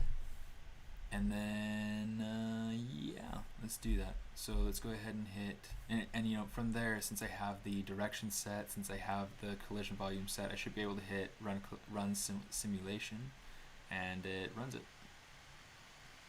Okay, so we can see that it's going through, it's colliding with the head, it's doing, kind of what we want it to do. Okay, what I want is to have this area kind of bunch up a little bit. So let's do this. I'm going to use some of the cloth brushes to play with this. Let's just kind of tugging at it. Just going to kind of push and pull.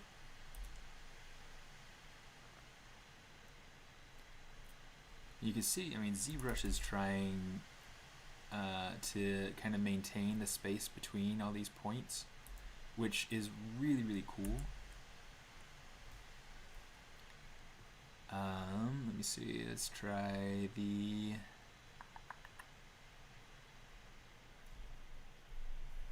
Where's the fold? Cloth fold, there we go. I want to kind of give it a little bit of a... Oh, come on. Give it a fold. I want it to kind of collapse over itself a little bit here, so maybe it's just something that's better to do more manually.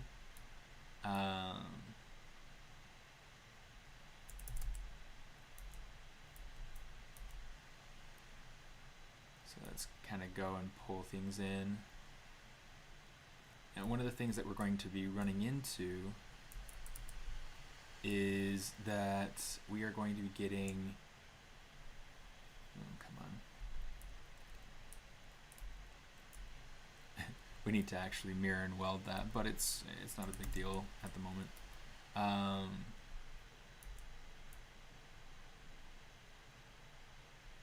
Oh, actually, let's go the other direction. But we want to make sure that we're getting some good pinching here in this part of the cloth, so that way when we go ahead and the knot, it makes it so that it feels like it's compressing, like it's really like being drawn together, tied together, compressed together. At the moment, we don't really need all that, so we're just going to go ahead and geometry, delete hidden.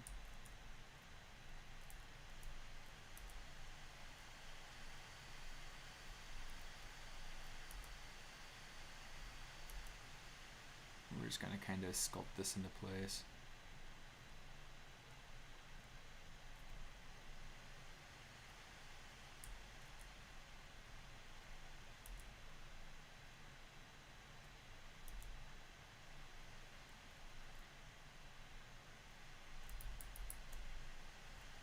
Something like that, and then with the ear we'll just kind of take it and we'll push it more against the head. Hopefully I'm not totally screwing up the actual head. I want it to feel like it's getting a little bit of the push from the cloth. Okay, let's say mirror and weld. That's the wrong direction though, so we're gonna come down here, deformation, mirror, mirror and weld.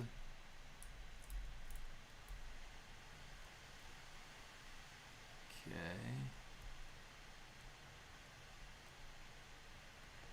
Well, actually, it's not the wrong direction. It's just that my cloth was set up to go in that direction, so I messed it up. But you know, whatever.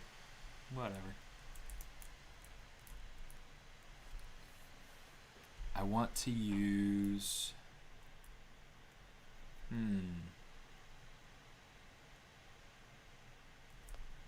For right now, let's try using this color. I want to see what that might look like. It looks like it's blending in too much with the face, so I'm going to go ahead and use the red color, fill object, and I think that that's working better.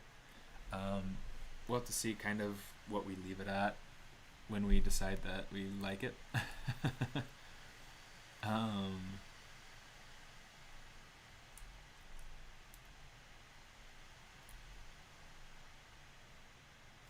Okay, let me see. I'm trying to go through and kind of gauge how I need to modify the hair so that it fits and so that it looks good.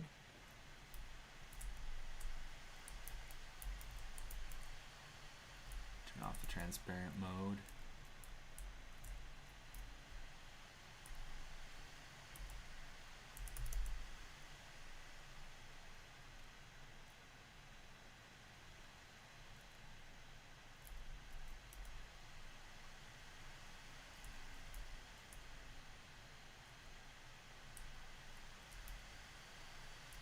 Okay, something feels off about this middle piece, and I think it's because of the local symmetry. So let's go to this position. You can see it's off center. So I'm just going to go ahead and do this, and now I can see that it's fitting much better where I feel like I want it. That's so much nicer.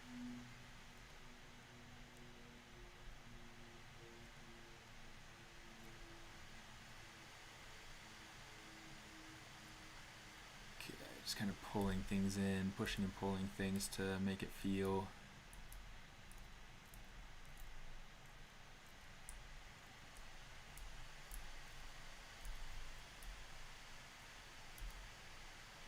tighter, make it feel like it's holding something on. A lot of times when I do bands and things like that, I feel like it's a lot easier to just go ahead and add the wrinkles in manually. There were a lot of tests that I did with cloth on the beta, and really, like, a lot of what I feel like I was able to get, I feel like I was able to get some fairly cool results, but I feel like the best results of what I could manage was all done manually, or at least with a great deal of manual help. Yeah, let's go ahead and kind of puff this part of it out. I feel like that'll kind of make for a cool shape design in there.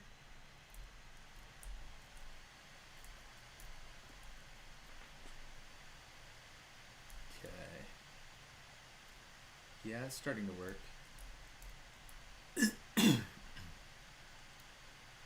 Now I'm trying to decide whether or not I want for these, maybe to have some sort of,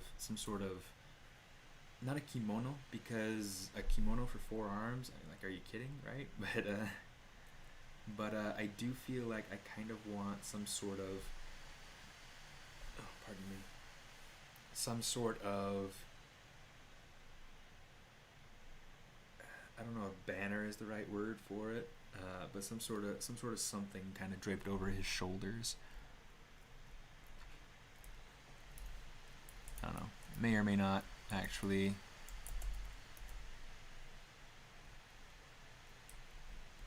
do something with that.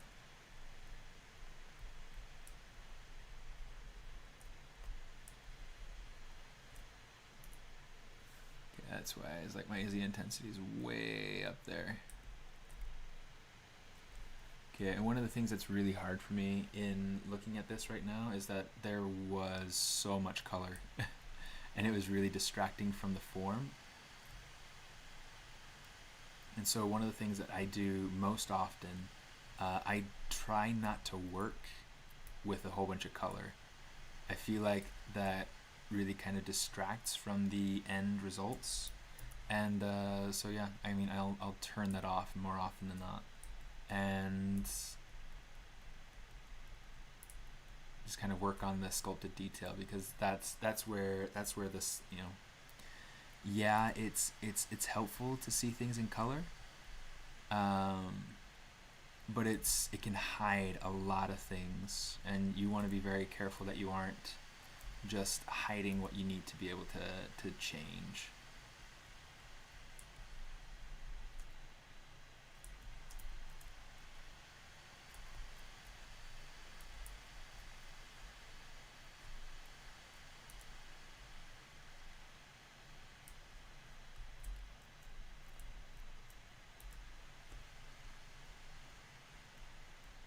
Just kind of playing with the forms here around the neck, trying to get it to feel more polished.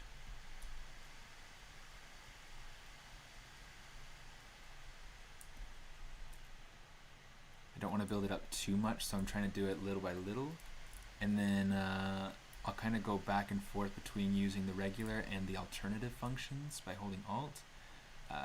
Yeah, it just makes it nice to kind of build up the forms and then kind of push them back a bit. So you're just kind of working against yourself in a progressive way.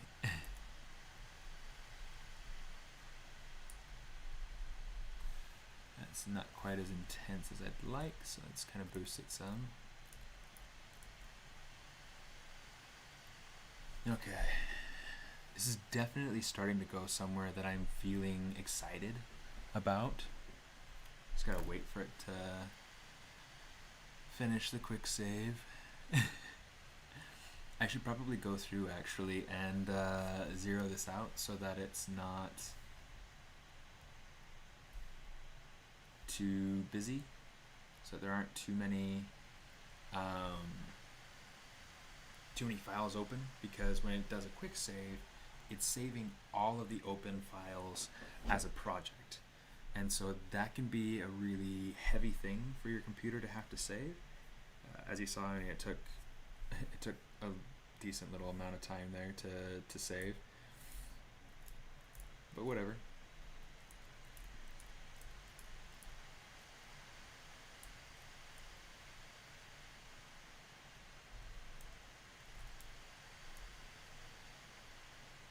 Let me see. I'm going to try playing with this a little bit, just for the sake of seeing kind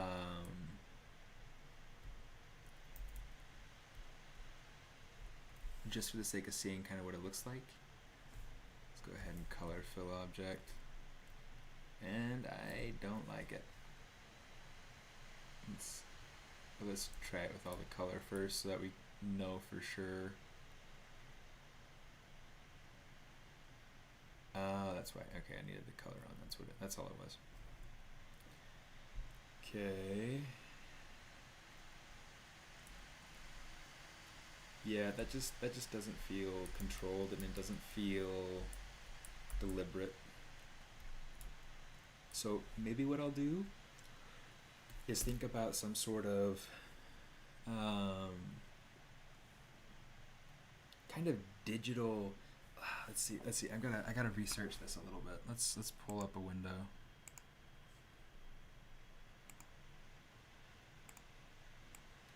Pull this up. Okay, so let's say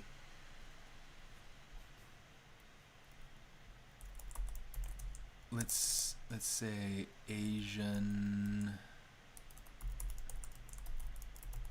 techno design.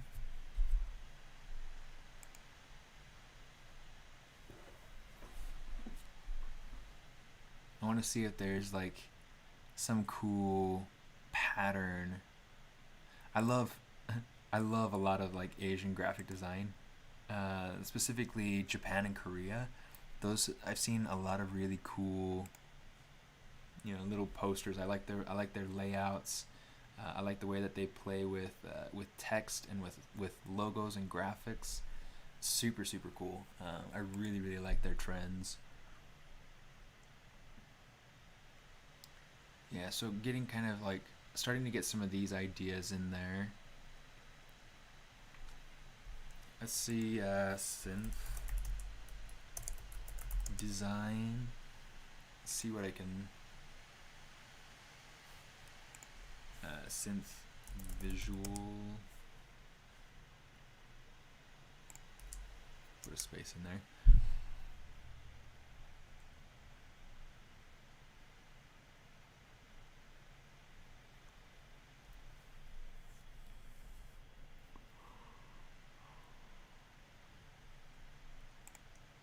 Now this is super cool. I'm gonna have to kind of bookmark that. It's not near what I'm trying to look for. I'm trying to think like what is it that I'm trying to look for? I'm trying to think of how to describe it in words. Ugh.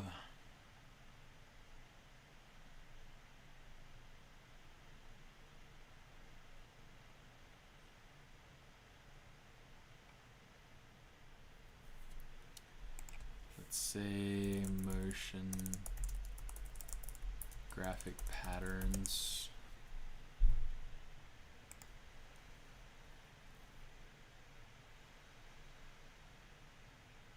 I might need to just look at like fractal patterns or something like that.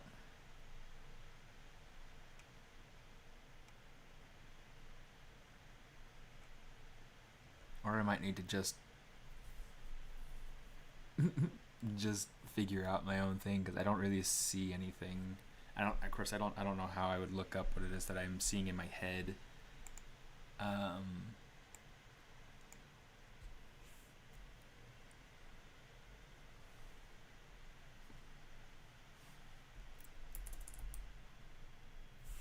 Fractal patterns. Let's say digital.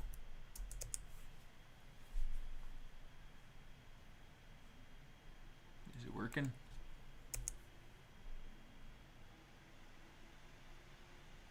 Did the internet quit on me?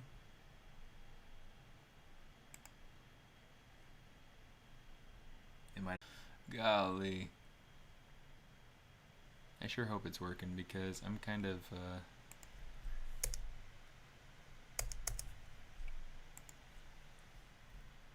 yeah, let's just say fractal patterns.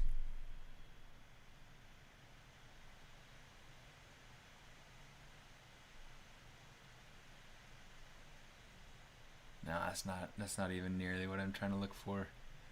Shoot.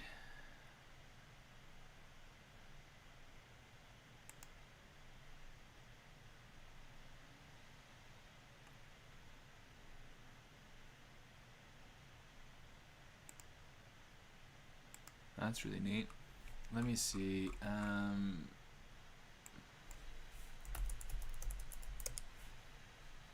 Geometric patterns. This is kind of cool. Okay, so this is starting to do more what I would like. There we go. Ooh.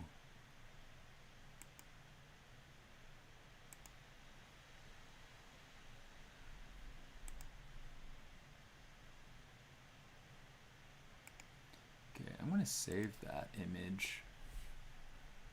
Yeah, we'll save it in there. Hexagons.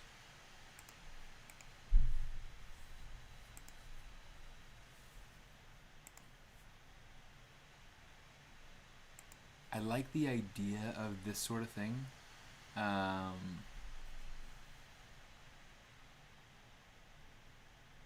that looks like that repeats really nicely. Okay, so these sorts of patterns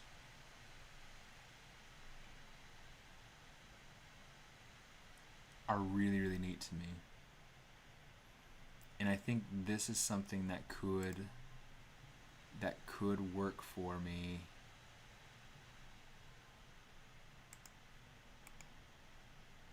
Let's see, let's save images. I'm just trying to save like images that I think might be helpful to me in deciding what direction to pursue.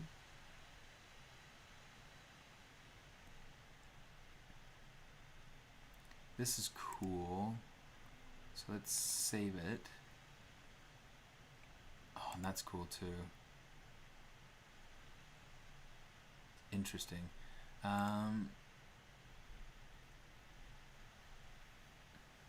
These are beautiful.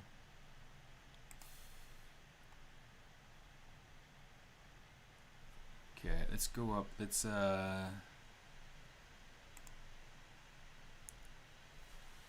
add Japanese.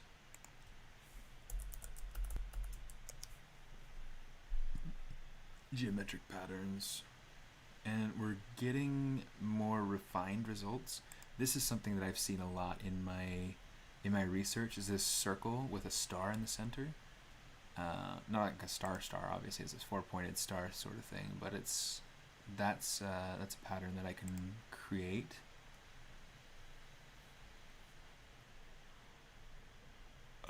These are nice. Okay, so going through and thinking about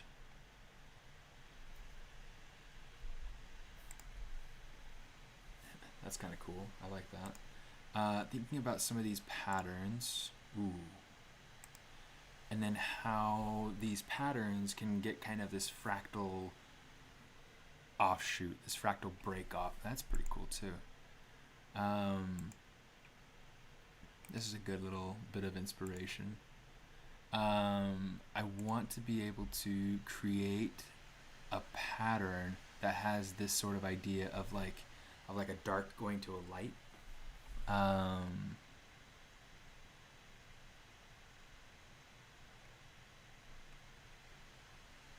So far, there have been a couple of those that have been fairly helpful, fairly interesting. So I'm gonna keep that open, but I'm gonna minimize it so that I don't have to look at it. Let's save this.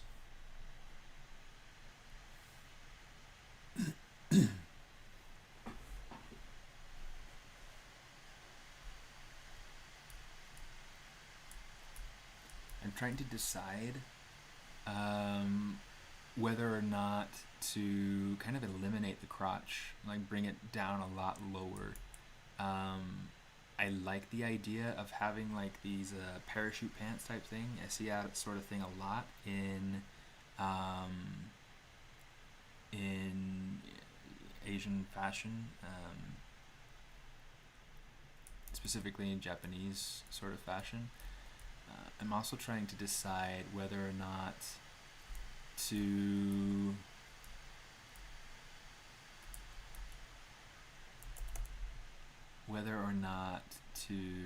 that's like way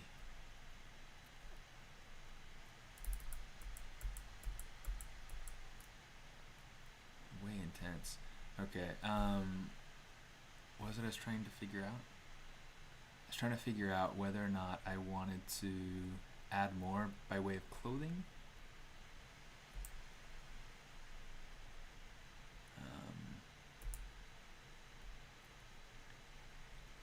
Or if I wanted to try something fairly different so far as colors and things like that go. I kind of like the zany colors for the body, and I think the mask is pretty much there, color-wise anyway. One of the things I want to try to figure out is clothing, if the clothing is working or can work. One of the things that I did create earlier is this waist cape, and let's just go ahead and take this. Let's say Control D. Oops. Let's do it like this. And then I'm going to use, Okay, I want to use this this transpose cloth tool. Transpose cloth. Okay, so you'll see like if I start to pull on it, it's going to kind of maintain its volume and things like that as much as it can. So what I want to do is I want to use this in conjunction with dynamics. Right now it doesn't have anything other than the gravity turned on. I want to use it for expand. We'll just try leaving that expand on for right now. Okay, so let's just kind of pull this down. You can see like as I pull, it's starting to get a little bit more volume to it. Okay. So this is a great way to be able to go through and just kind of create curtains or a skirt or something like that. This particular thing, it's getting too broad. Okay, so I'm just going to give it maybe a little bit of a jostle to kind of puff it out a little bit, and then I'm going to take the expand and turn off the X and Z direction, so that way I can just add length.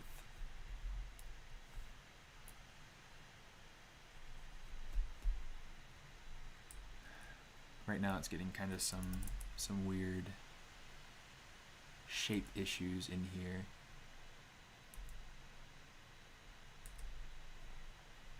Let's kind of shrink or smooth that out a little bit.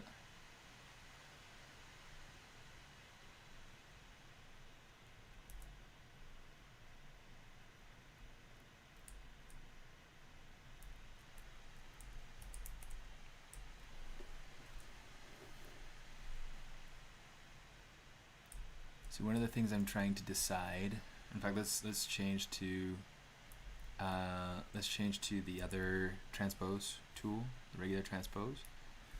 Okay, I'm just gonna kind of lengthen this out, and let's scale it out too.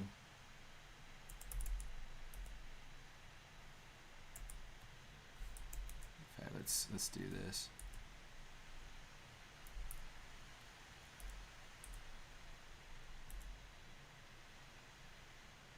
Pull that up. Gonna pull this around a little bit here. I'm just gonna kind of pull it out some. In a second, I'm going to turn on like my cloth pull. That way, I can use the effects of maintaining the topology, the distance between the points and everything. Try to maintain those different things, and it should be helpful. Let me go ahead, let's say delete lower, just so I can go ahead and add in some edge loops, and we'll play with that some. Martin, how you doing? I'm glad you're liking it. I mean, it's been a fun project so far, and there's definitely like a long way to go, but it's come a long way since this morning.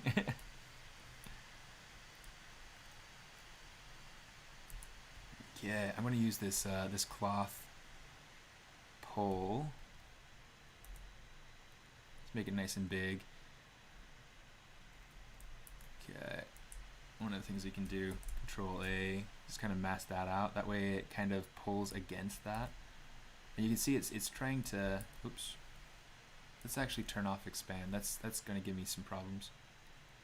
So you can see now we're starting to get more of a predictable reaction from the cloth. You see it's like creating the shape as I move it against the body.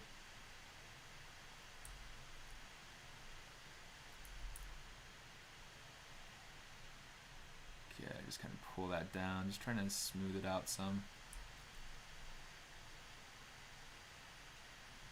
It's getting a little bit of a stretch, a little bit of a, just kind of some weird artifacts in there, so I'm just going to try to, and what might be worthwhile, thanks Martin, yeah, I mean it's kind of a combination of a couple of different mask ideas, and actually I went through and took it and made it shorter so that it's not as long, but yeah, essentially it uses the nose from the original one, and then it uses the face from C. So it's just kind of fun, for right now. Hopefully it works out nicely.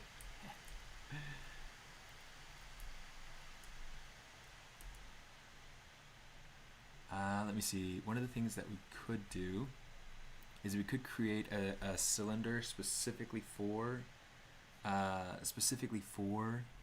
making this collide with it. Right now, one of the things that I'm finding to be a little bit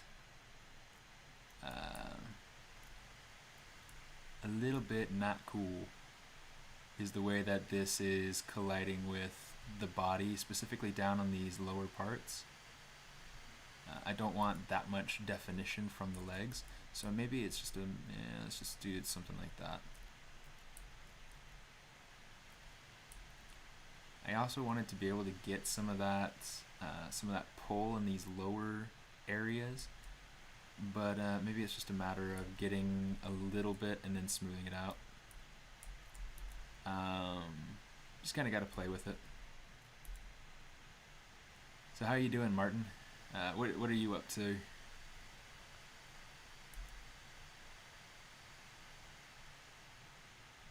I'm just trying to make a big demon bodyguard.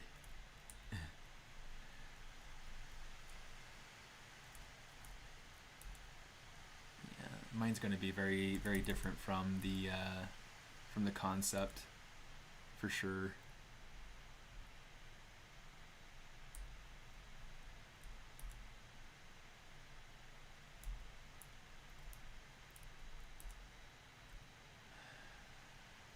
sure, for sure, for sure.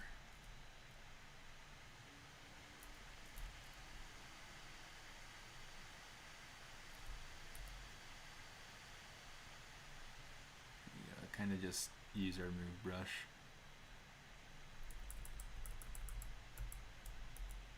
Make it bigger.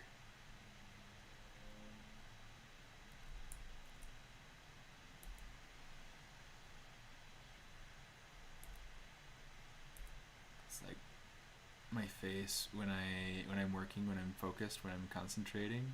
It's like I get this.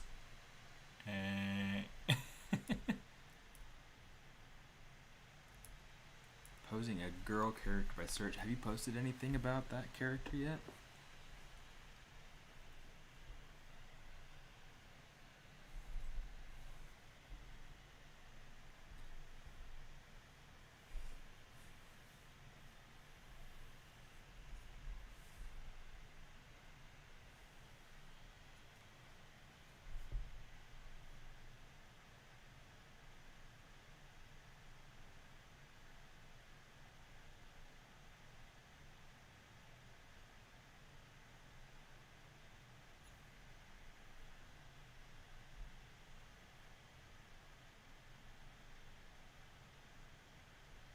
Oh, the one with the sword.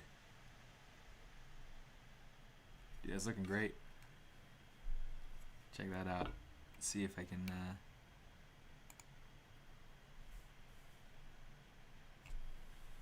kind of hard to see.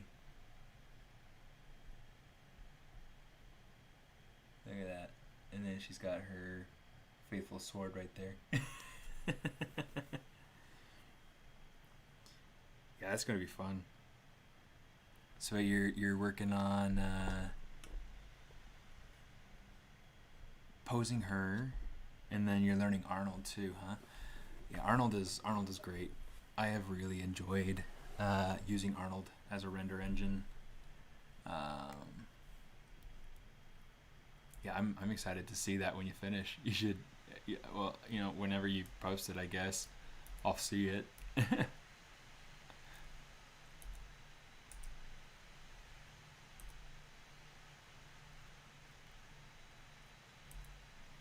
Yeah, let me see.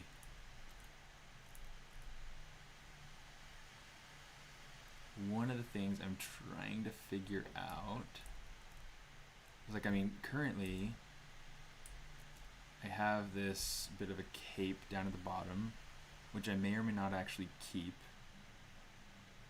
Let's see, display properties, double. And if I do keep it, it might be too long.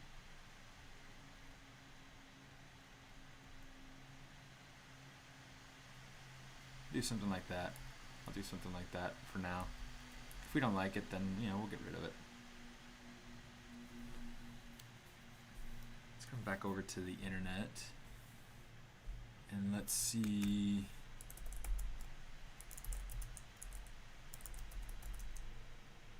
Traditional Japanese clothing. We also started a cartoony version of Street Fighter. Yeah, I did see that one. That was the last one that you posted. Yeah, Kuma.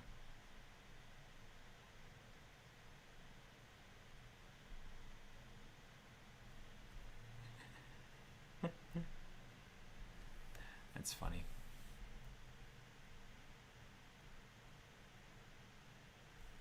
Traditional samurai is kind of more what I was hoping for.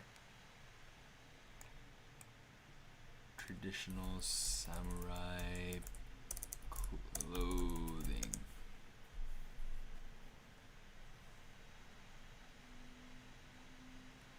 So we're getting some of this, we're getting some of this.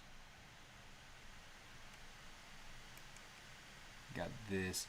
I mean, I'm definitely going with like a much more modern sort of cyber samurai sort of look. But yeah, trying to have fun with it, trying to figure something out. I mean, I might have to go through and start figuring out his swords, his weapons.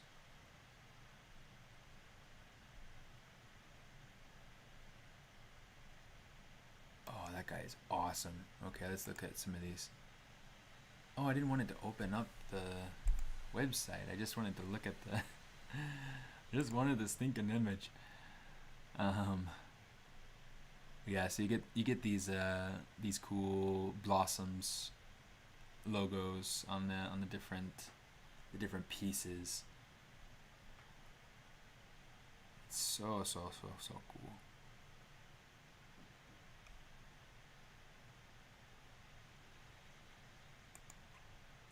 You know, currently I have more of a split-toed shoe,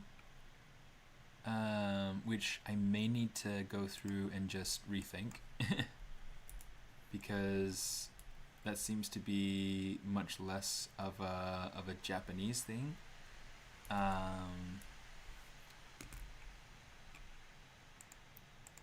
Let's see if we can. Let's do this. I'll come over here to the end.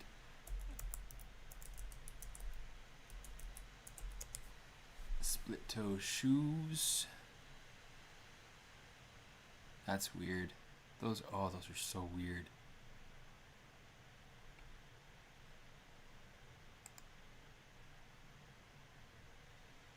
Tabi's origins originally date back to the 15th century Japan, when the island mentioned first began importing cotton from China, and this enabled the mass production of socks, which in order to be worn in the country's traditional thong sandals were developed with divided toes. That makes sense.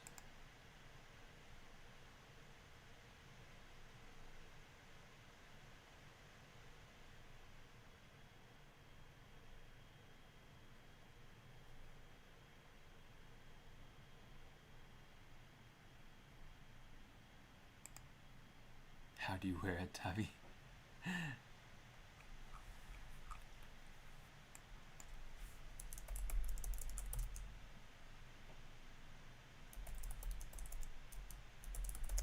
We'll say traditional samurai shoes and see what it has for us here.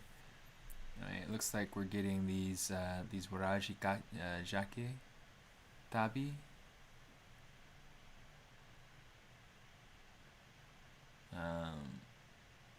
Which are not what I would like. I can't imagine having to lace those. Look at that! They're going through. They're trying to, or they're lacing their shoes around their feet. You'd have to do that every day. Like, good grief.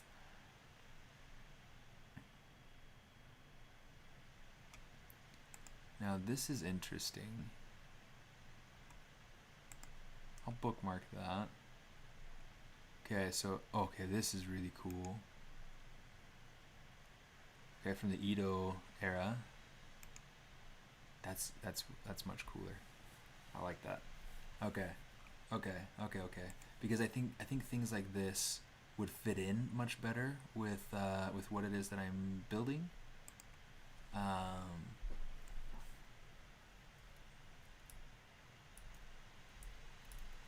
Okay, so let's do this. I'm going to Control-Shift-D. And then I just want to save. Oops. Just want to save like a little part of it. And then we'll say modify topology, delete hidden. Gravity, expand. Let's expand in every direction. Run simulation.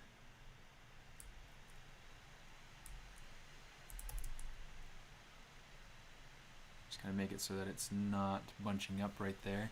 And now what we can do is, let's say liquefy. Let's turn our gravity strength down a bit. Let's recalculate our collision volume just to make sure we're good. Let's run simulation. Oh yeah, it's going in the wrong direction. Set my direction. Now I can set my, hit my collisions.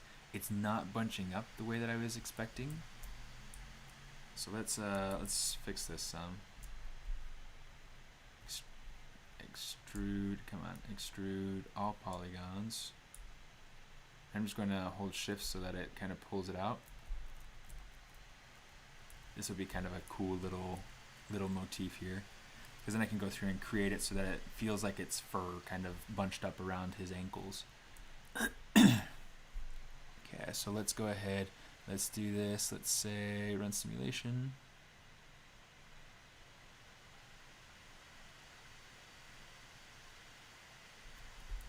Okay, I think the gravity is not strong enough, so let's bunch that up again.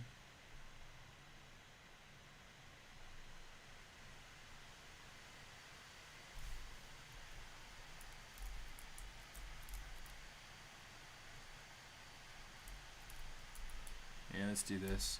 Let's smooth it once. Now let's run it.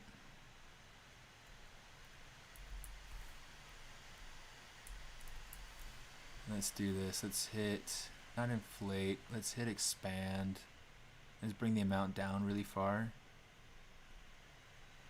And now we can turn off expand, run simulation. Let me see. Let's hit contract.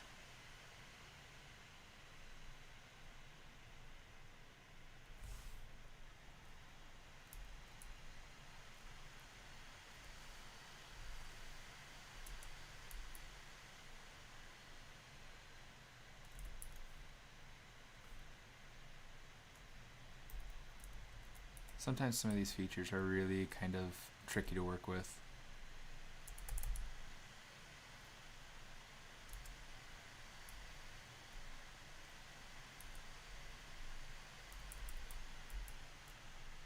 Let's see, let's change our smooth to a smooth curve, because that'll allow us to kind of smooth the edges too, or smooth curve, smooth cloth.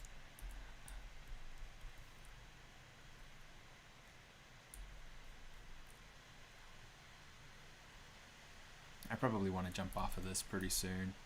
My brain's feeling like mush now, and I've got to be available for class tonight, so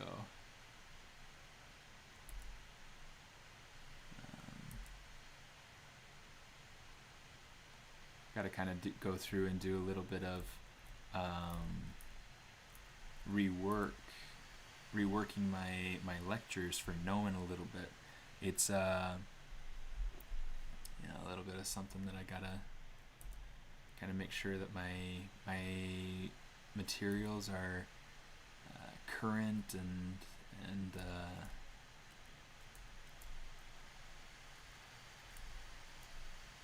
yeah.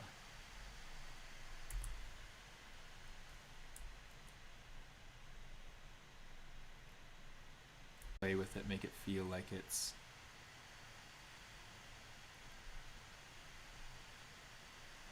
working, because it hasn't so far.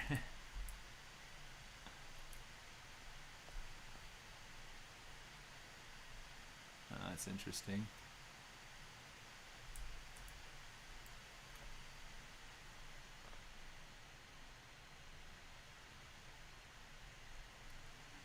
Just trying to kind of play around with this, trying to get something that feels pretty decent. Okay, let's turn off liquefy actually. Let's see if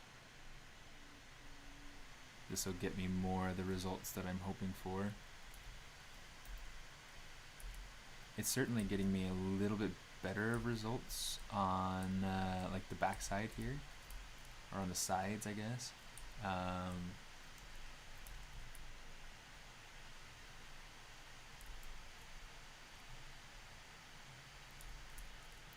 Okay, let's go ahead and run that simulation real quick.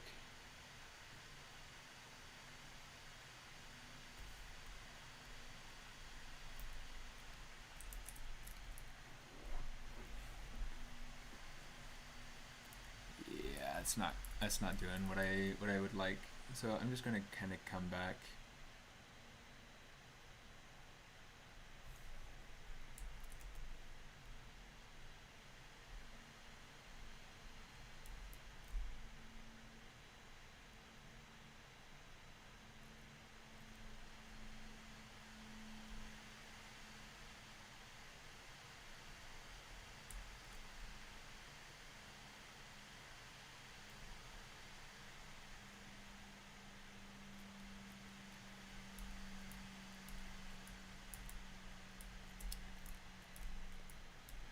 let's do something like this. Set direction.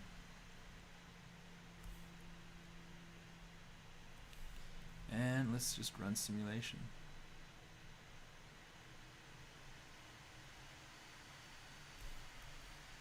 Not helpful.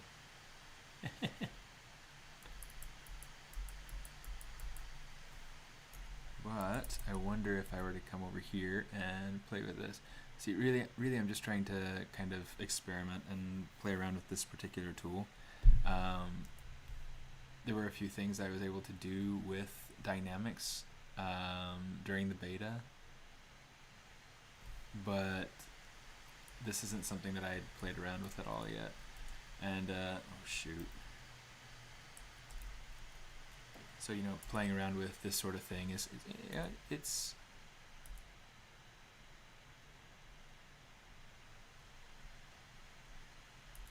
always good. I'm going to turn my firmness down to something lower. Because I think what's happening is that, like, these points are not allowing themselves to intersect. That's feeling a little bit better. That's more what I want. That's more what I want.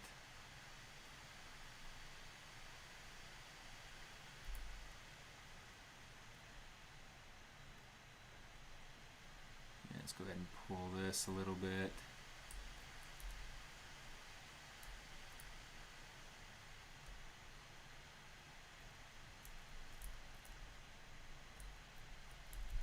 That's more what I want.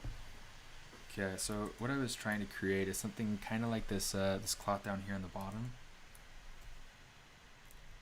Although they did have it so that it was kind of tied up. So here's what I'll do.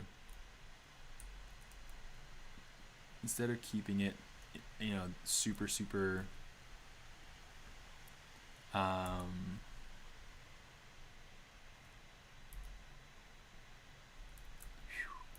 was super strong.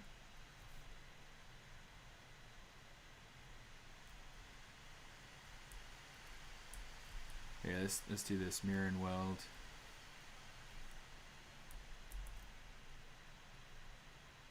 Come on, delete lower, mirror and weld. Okay. Make sure I've got it going in on both sides.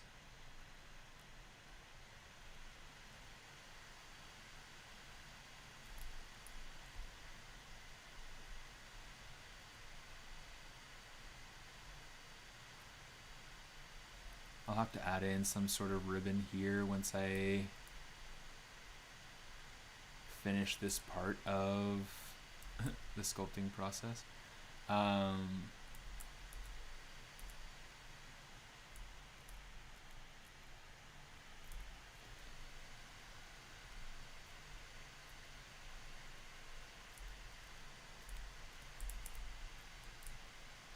Let's go ahead and let's shrink that a little bit.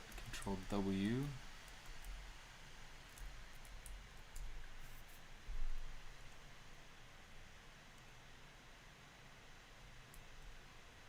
Okay, let's do this. So we have a couple different things that we can do. Okay, we have this unmasked function, which will allow us to kind of create the cloth dynamic bit on the masked part. You know what? I am dying with making stuff symmetrical right now. Okay. Good grief. Let's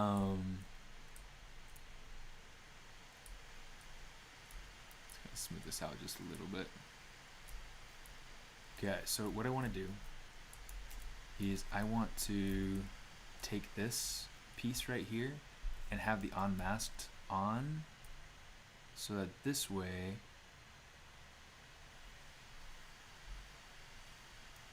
oops.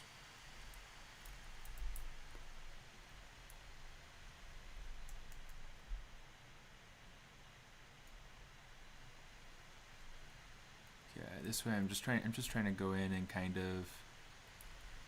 of get the cloth effects to happen on that lower part. Now that I've got the upper part kind of the way that I want.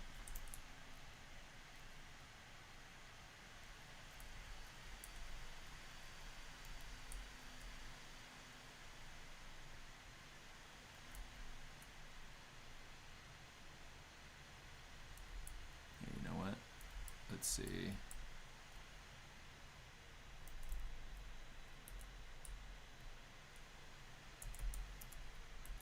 I'm just going to kind of refine this area here. I don't want color on with the clay brush.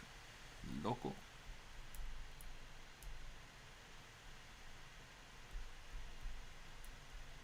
Okay. So essentially, I'm just going to come in and refine these folds. This is the best way.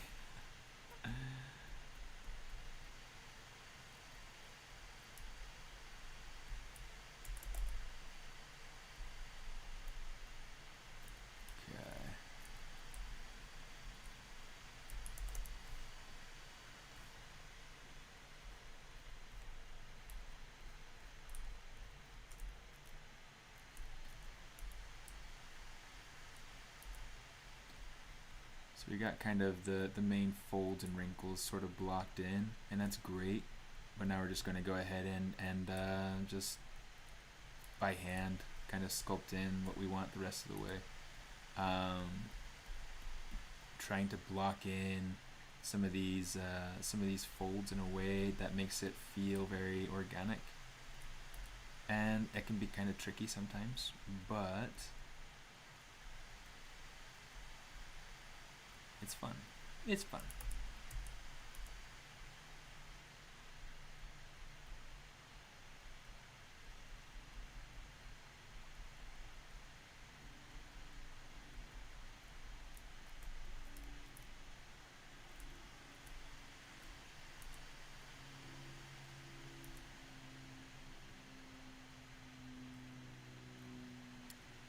Keep wondering if everything's working all right for the stream or not. It looks like it is.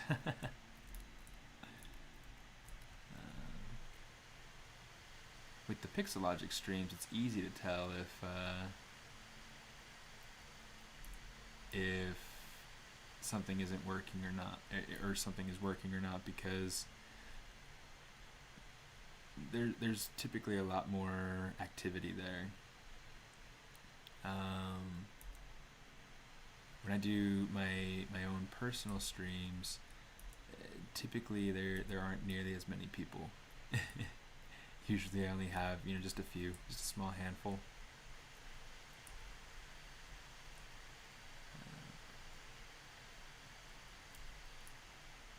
As an artist, it's kind of tricky. It's tricky building an audience. With Pixelogic, I'm able to stream and have a much broader audience. But with my own streams, there's definitely there's not as much reach. Pixelogic is a much larger company, and they've got a much larger audience than I have personally. So, it's just kind of how it is.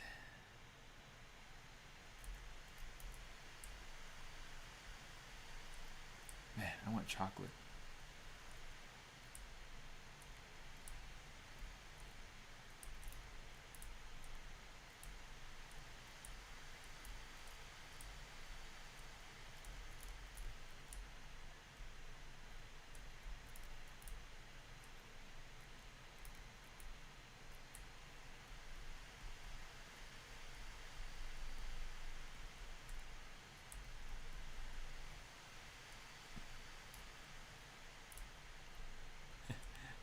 I've been working on learning French in Duolingo, and the app will go through and it'll remind you if you haven't done your lessons for the day. And last night I got down to the wire.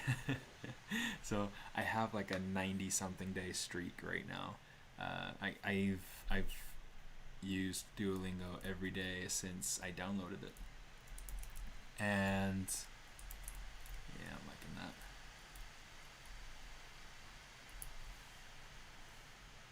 Let's go color, fill object. Oh, make that intensity all the way up there. But yeah, so I've worked on Duolingo every day since I downloaded it, and some of that would be, you know, not just French, but I've also done. I've also used it for a little bit of German. I've used it for you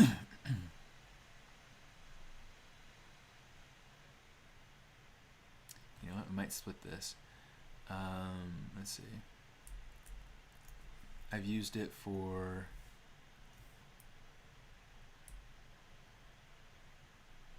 Portuguese, and yeah, that's it. And I already speak Spanish, so it's like no purpose in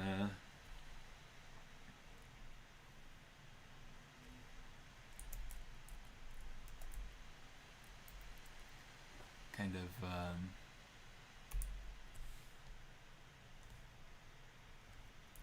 using it for that.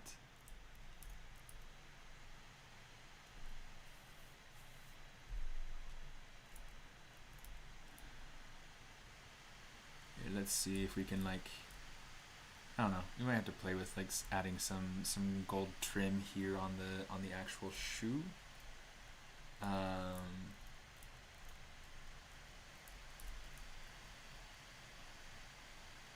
Yeah, I don't know. I don't know if that'll if that's working for what I want or not.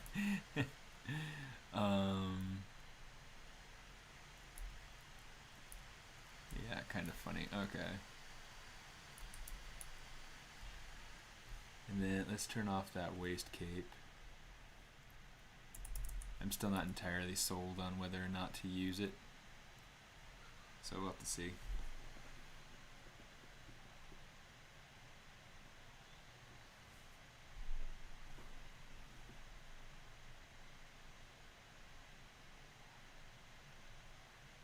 Sure, it's taking a while to save right now, though.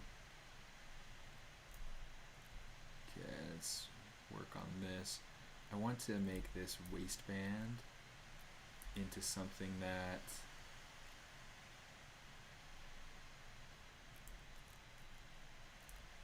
you know that feels like a waistband. I've worked on characters before that had these really cool kind of patterned waistbands, and I might do something like that.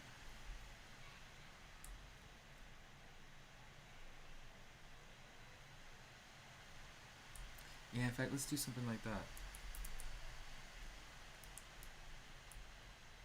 Okay, let's make sure that we have it like mirrored and welded. And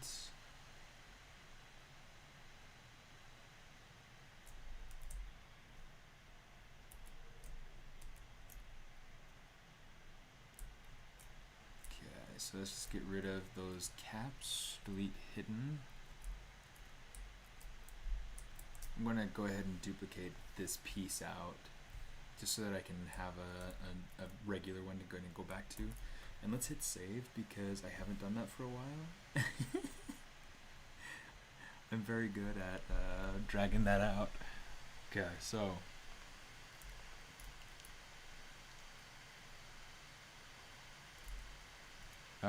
so here's what we want to do.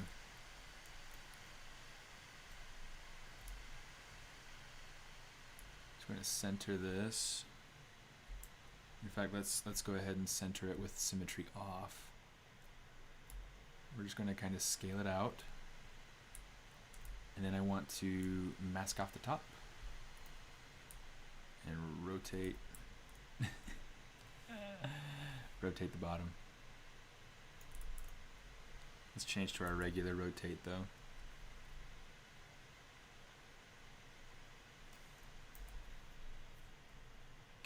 So we'll get something like that.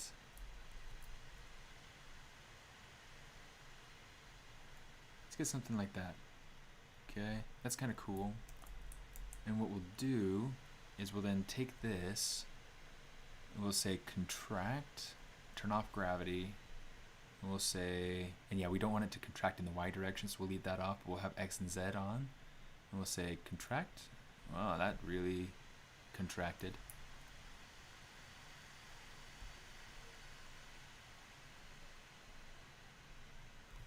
There we go. That's a little bit better. It's just that the contract amount was way too high. Hey Sean, how you doing? So this is how the sculpt is going so far.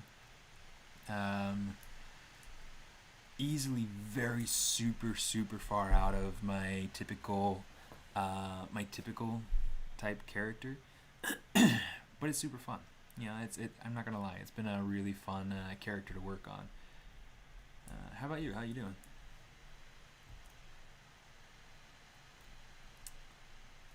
Okay, so right now, you know what? Let's take these points back here.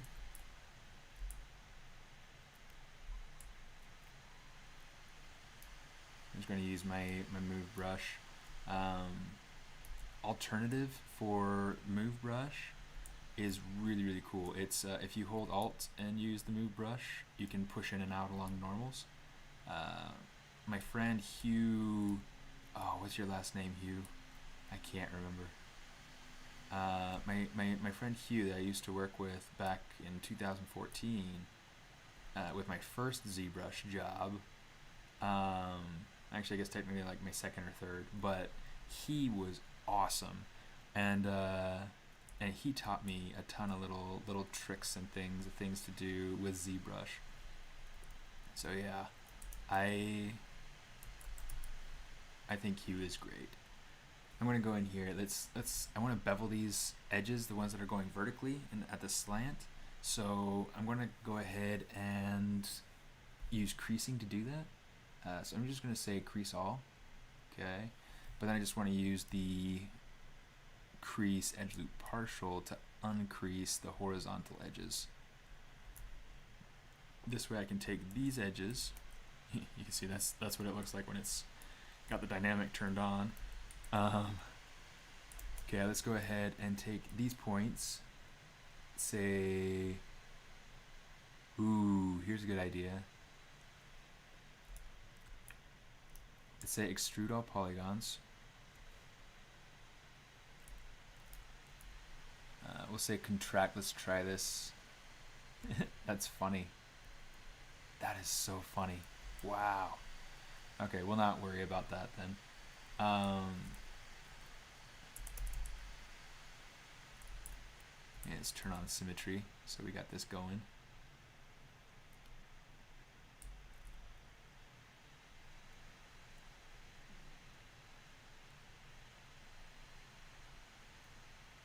Could be better. Just got back into a groove of 3D art and my license expired, so I'm screwed. Shoot.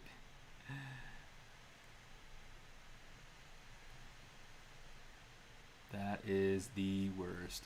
Have you started to try to learn Blender at all, or are you just kind of in a boat of I'm a Maya guy, so I'm not going to try. It's like I'm in the boat of like, you know, people do some good things with it. I'm gonna try to give it a try. Yeah, I don't really like Blender either, you know, but when it's what there is. Okay, right here I want to make sure that I get the creasing back. So I'm going to go ahead and do that creasing trick again, crease all, and then I just want to uncrease. And it's, oop, turn that off. X. Okay, there we go. Okay, so I'm just trying to make sure that I uncrease all these horizontal edges so that I can use the creases in the mesh to create a bevel, which will then go ahead and I can use to make, to kind of inflate different parts. So here's what we're going to do. We're going to take these creases We're going to come down to bevel. We're going to say resolution of 1. Okay. And the width, I want to take it down some. It's a little bit too...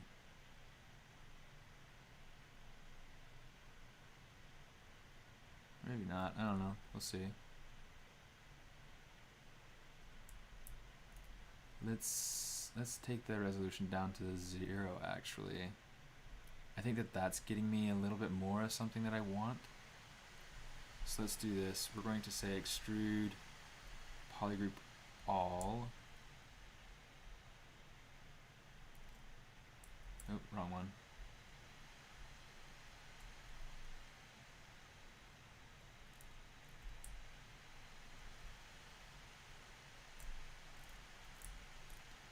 Yeah, let's do this.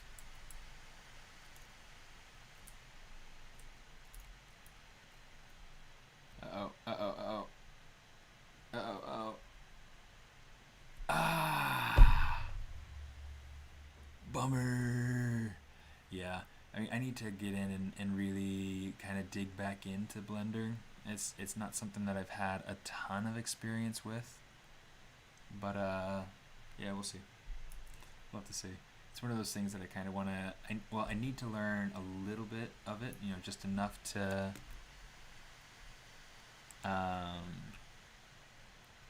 just enough to be able to do some certain tutorials, to be able to show, okay, so if you want to be able to use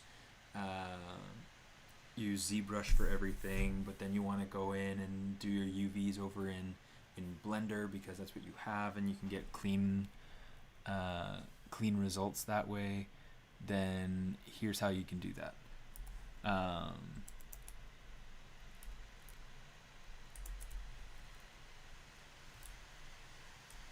Let's go ahead and we'll just commit that whole thing to the same polygroup. Then we got to change.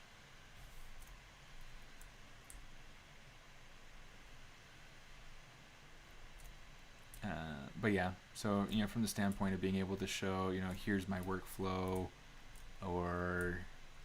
and you can do it in here too, you know.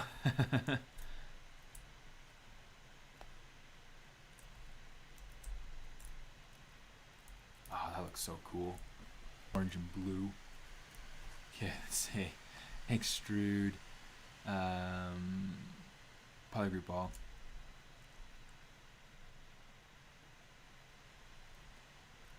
There we go. Would you like to activate dynamic subdiv instead? Yes. Okay, so there's kind of one piece. And then what I want to do is I want to kind of crease. In fact, let's do it this way because I would rather make sure that all these are. Oh my goodness, is it going to crash again? It totally did. It totally did. Oh, and I have it recorded so I can at least, you know, go back and look and see what it is that I'm trying to do. Yeah, essentially what I'm going to do is I'm going to take these pieces, make them into a polygroup, and then I'm going to go ahead and invert it, do the same functions, and turn that into a polygroup. So, yeah, Mike, that's totally exactly how I feel about it. So yeah, recovered tool. Control W. Control S because hey, we gotta save now. Samurai Luchador.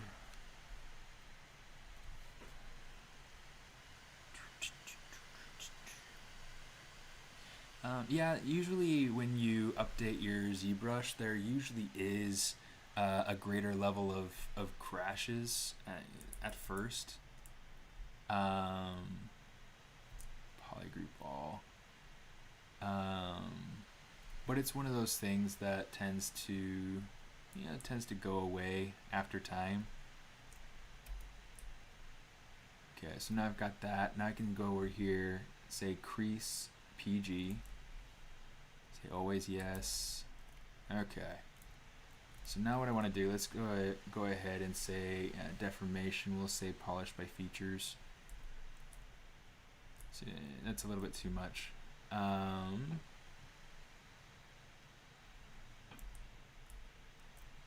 That'll work. That'll work. In fact, here's what we'll do: is we'll go ahead and we'll just insert a single edge loop along all these sections. That way we can get a little bit more of I guess a little bit more definition, like height in these sections. But yeah.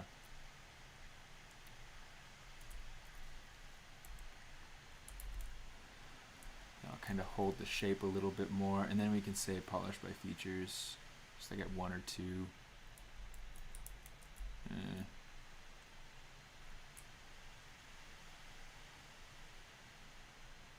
Yeah, I guess we'll just leave that. We'll say Samurai 3.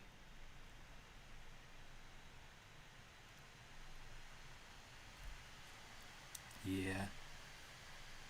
Thanks, Meg. Yeah, it is pretty annoying, and especially when you're trying to get something done.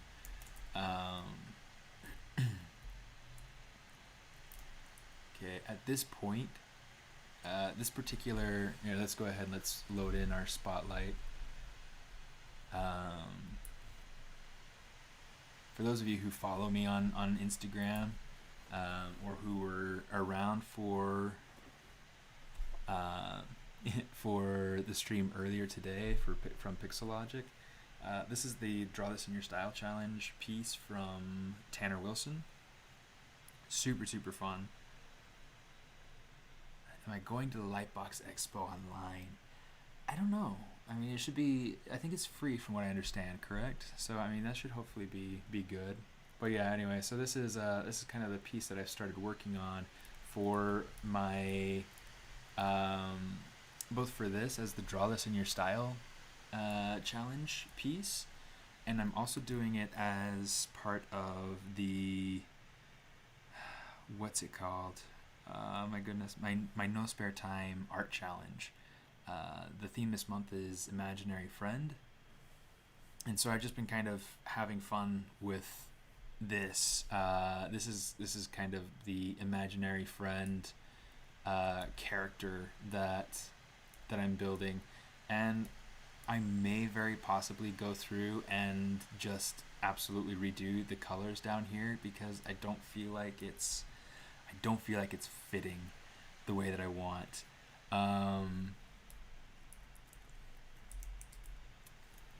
Yeah, I don't know. We'll have to see kind of how this goes. Yeah,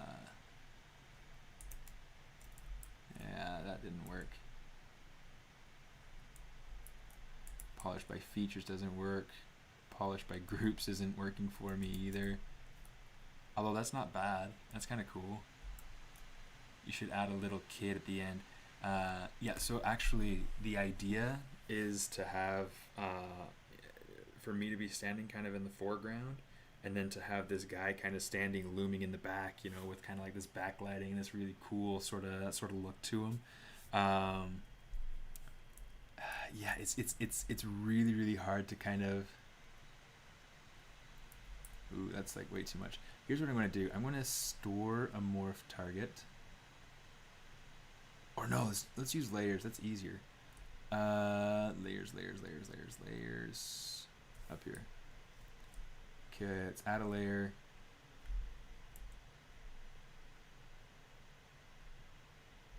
Okay, and then let's go ahead. Let's hit polish by features. Oh, come on. Let's turn that off. Now let's add a layer. Okay, let's go ahead and do this. We'll say relax, and then we'll just take this and kind of dial it down.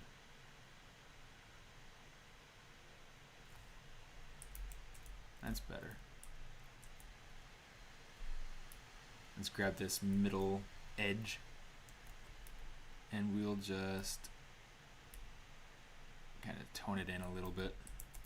What I'll be doing is I'll be taking, like I'll be putting like a rope belt around him, which is something that's very different from what's going on here.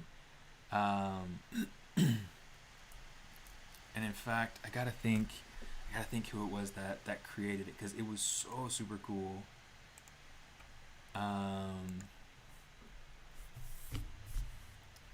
Let me see, ArtStation.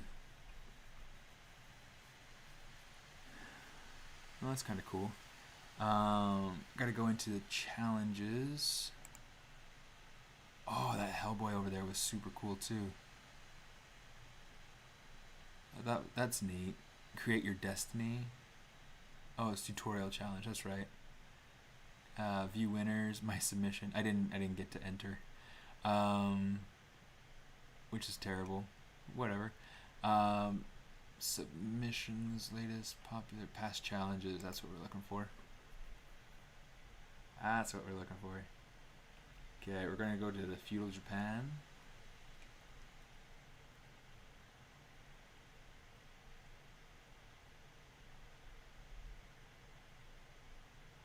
Yeah, I think this was the right challenge. Okay, so there was a particular one where it was a very stylized female character. There's mine. That's the one that I built. I don't think it was quite as good or as finished as a lot of the other ones, but a lot of people liked it, so that was fun. A female character that had something like a water barrel on her back. She was super super cool.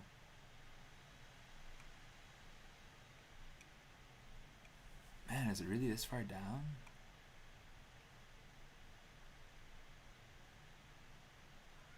Oh, that's funny. It looks like she used the same, like almost exactly the same face paint that I had on mine. Where did that piece go? Because I know I saw it in here. Oh, I've got to find it. I've got to find it, because this would be like... honorable mentions. Those turned out super cool. Huh. Well, shoot. I thought for sure that it was a piece in here. Dang.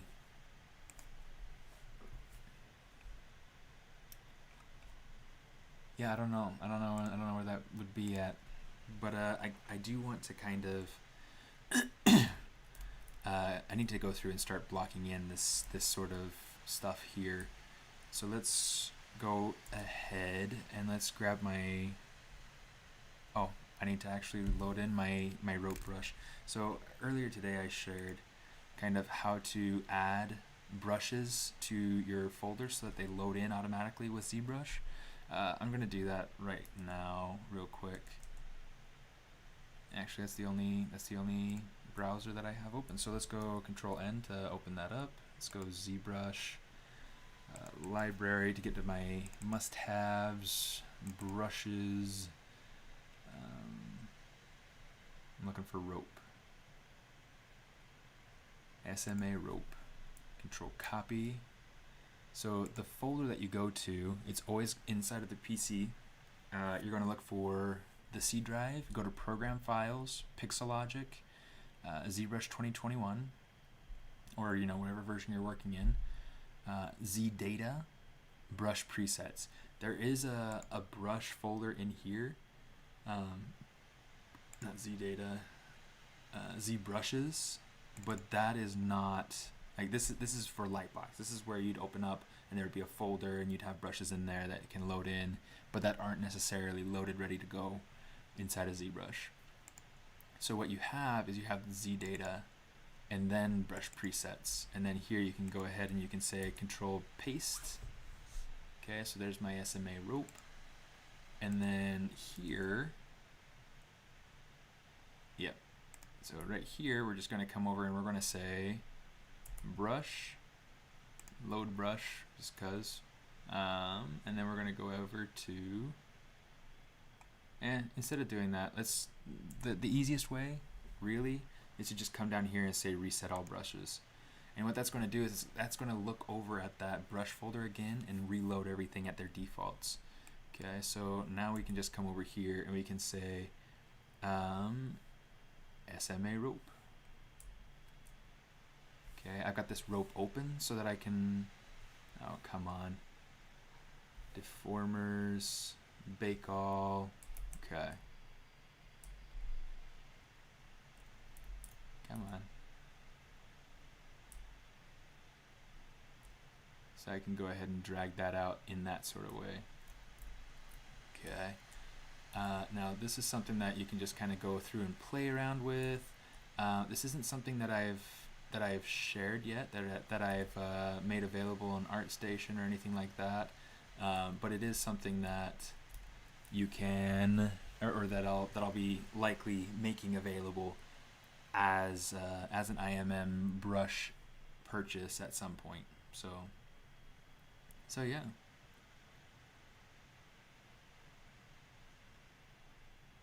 The panels look good. I'm gonna have to check those out, see kind of what it is that they have going on. Because yeah, I mean it'd be cool to be able to tune into some of those. Okay, let's go ahead, let's go subtool. Let's say split unmasked so that we have the rope as its own thing. But then I also want to make sure that this section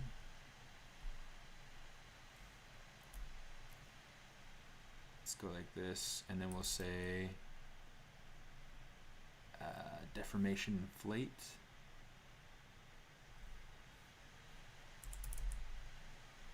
Turn on symmetry and just kind of pull it away from the body a little bit.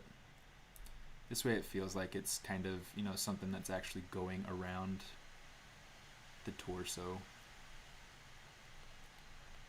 And I want to do it on the top and on the bottom just so that it feels like the rope is putting pressure on it. Eventually at some point, if I take this to a high resolution sort of state, it'd be nice to go in and sculpt little kind of folds and whatnot kind of going in around the rope, so that way it feels more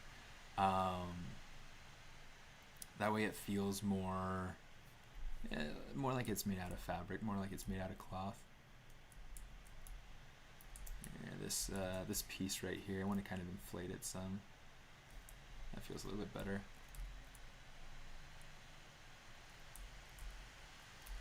And I may actually, let's do this. I'm going to take this down just a little bit, and then we'll just kind of duplicate it and bring it up. I just kind of want to vary it up a little bit so that it's not exactly the same.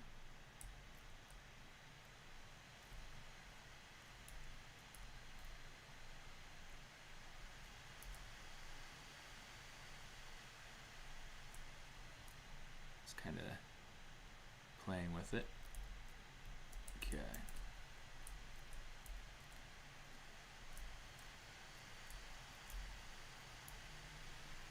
Now with these, let's go ahead and take them, make them the blue color. I'm just trying to create, you know, if I am going to be using colors that are this tremendously zany, I want to try to make it so that there's at least a little bit of repetition and pattern and harmony and things like that. So I'm going to try playing with that.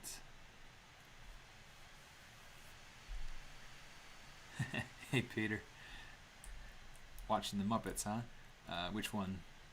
You watching the new movies, or are you watching like classics like Treasure Island, or?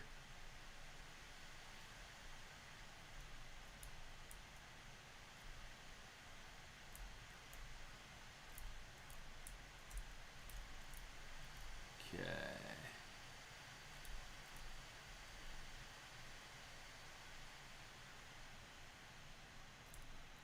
Ooh, you know what? I wonder.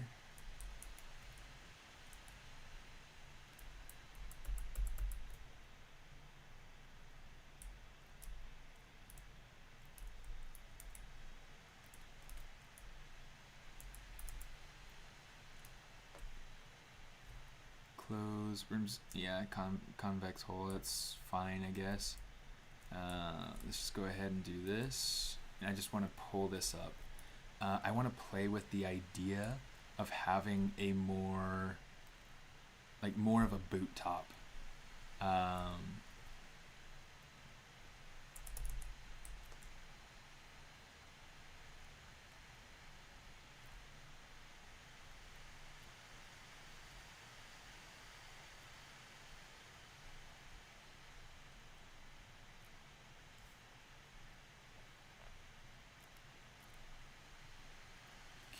Let's play with that some. Man, I'm spending like way too much time on stream today. It's got to be time for me to get off by now, for sure. Word coach, sure, definitely my goats. Put all the little things that the kids say these days into the. It had Prince.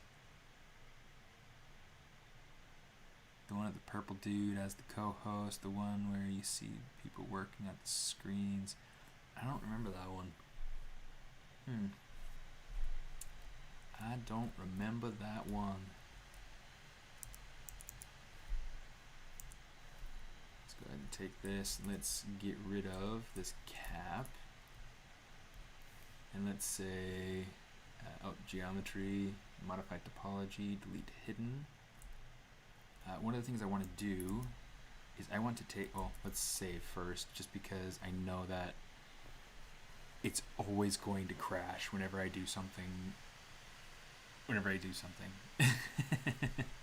So let's come over here, let's say insert multiple edge loops, and we'll just kind of drag out a few of these. And I want to, I essentially want to take these top pieces and kind of pull them down around the rest of the saggy part right here. But I also want to make sure that I have something of a channel right here. So I'm going to say split point. Okay. Let's say delete single poly. Okay. And then let's say bevel. That way we can get that. Oh, come on. Select lasso. Delete hidden. Shoot.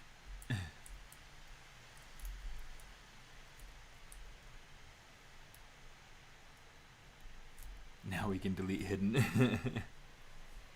I'm glad I noticed that, because that happens from time to time and it's kind of irritating, but you know, it is what it is. Stitch to end point. Bring that up, bring that up. Not Control D, Control W. So that it's all the same polygroup there. Although I didn't want everything to be the same polygroup technically, so let's just do this. Control W there. And then maybe we'll actually make this top section its own polygroup as well. That way we can select it, and we can use our cloth brush. Let's make this visible. Let's use our cloth, let's use the cloth, transpose cloth. And I'm gonna try to just, that didn't seem like it worked very well. Let's use the cloth pull brush. And make sure that, I'm going to try this, turn on topological, no, it's not this, it's auto masking, right? Topological, there we go.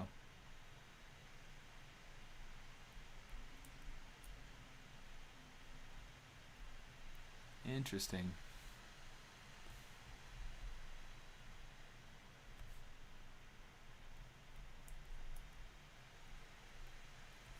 I wonder if I need to turn anything on with dynamics for this to work. Why isn't this working?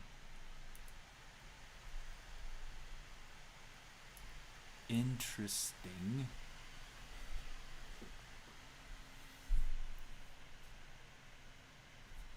Okay, so I know that dynamics is working. For some reason, though,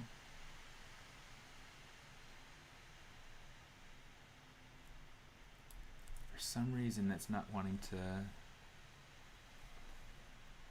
see, delete hidden. Let's make sure the layers are off. Yeah, it's not letting me.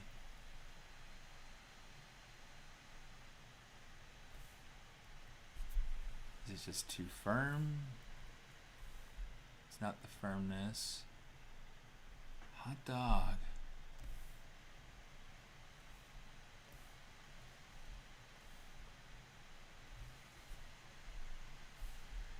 I bet it's this. Samples, spotlight projection. There we go. Oh my goodness, that was so dumb.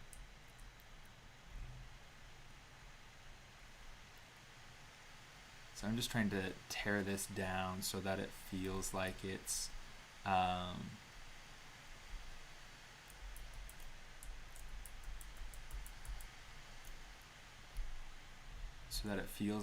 kind of folded on top of this other bunched up piece, the green piece right there.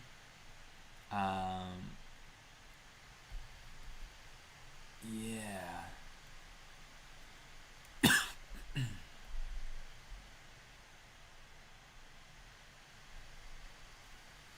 Okay, let's go ahead and hit inflate. And let's change our gravity down to something really low.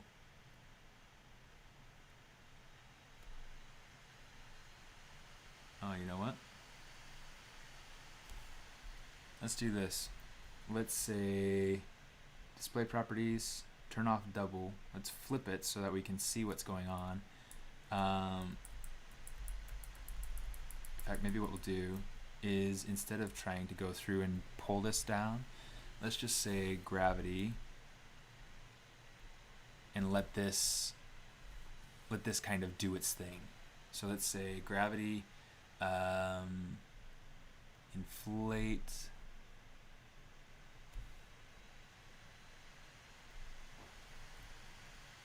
turn off double, flip.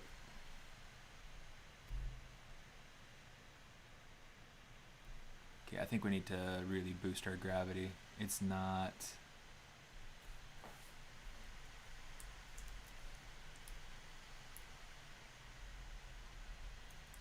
It is not being kind to me.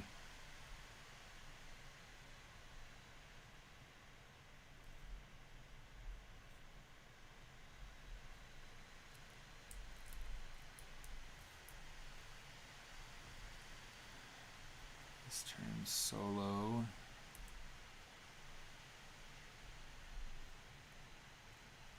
And we'll just kind of pull on this until it submits.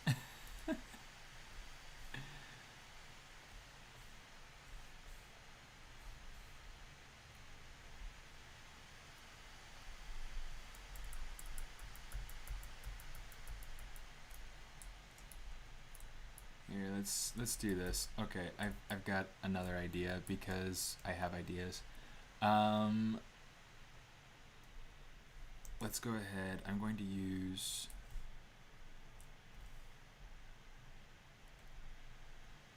just because this is the easiest way that I think I'm going to be able to get it. Let's use deformation and inflate. Turn off solo just to check it.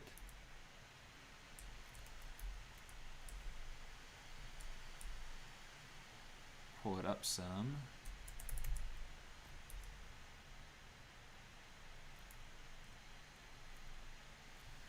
Okay, now we can go ahead, display properties, flip, double.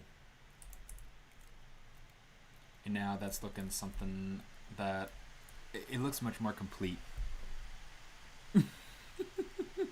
So far as like a concept shoe goes. Okay, that was stupid. But it was fun. So I'm gonna call that good for right now, and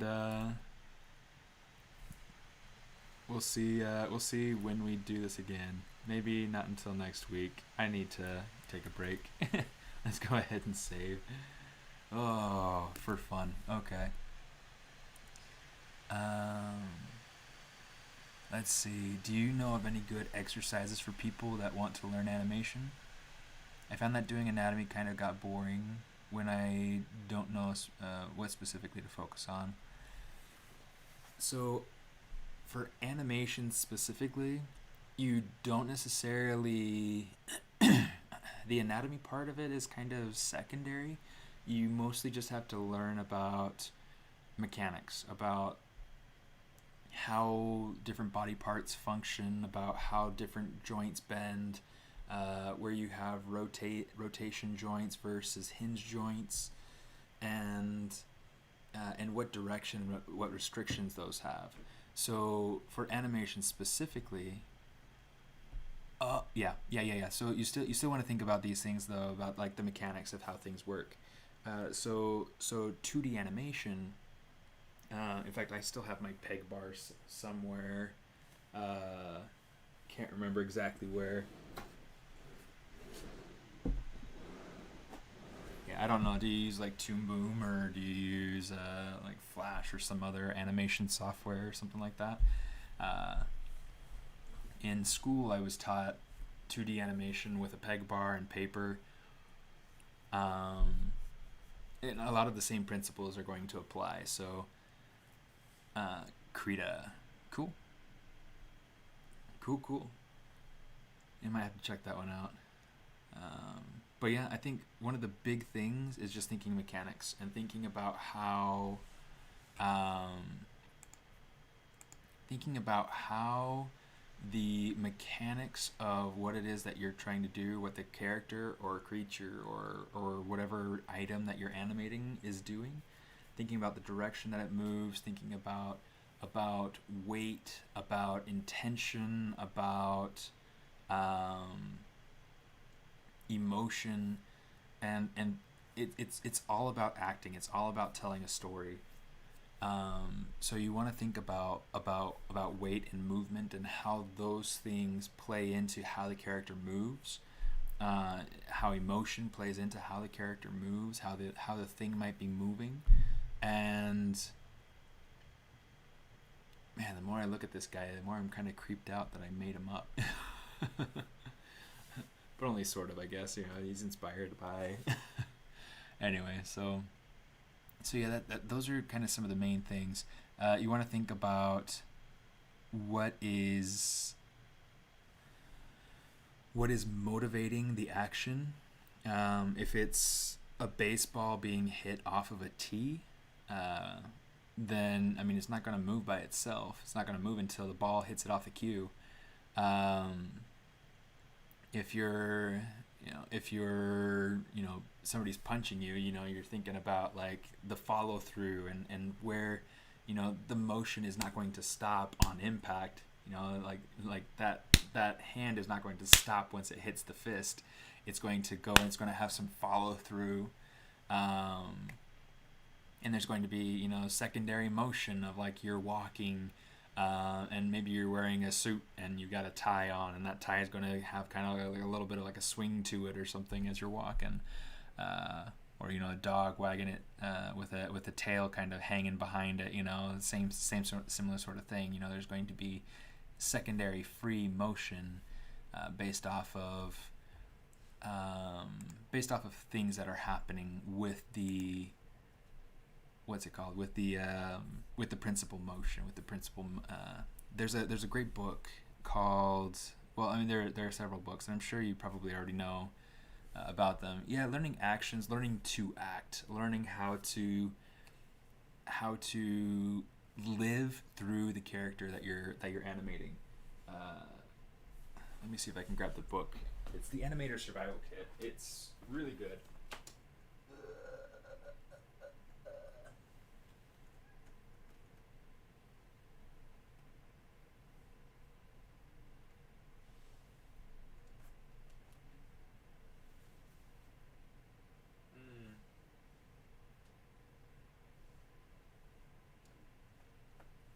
must have it somewhere else because I don't see it on my shelf.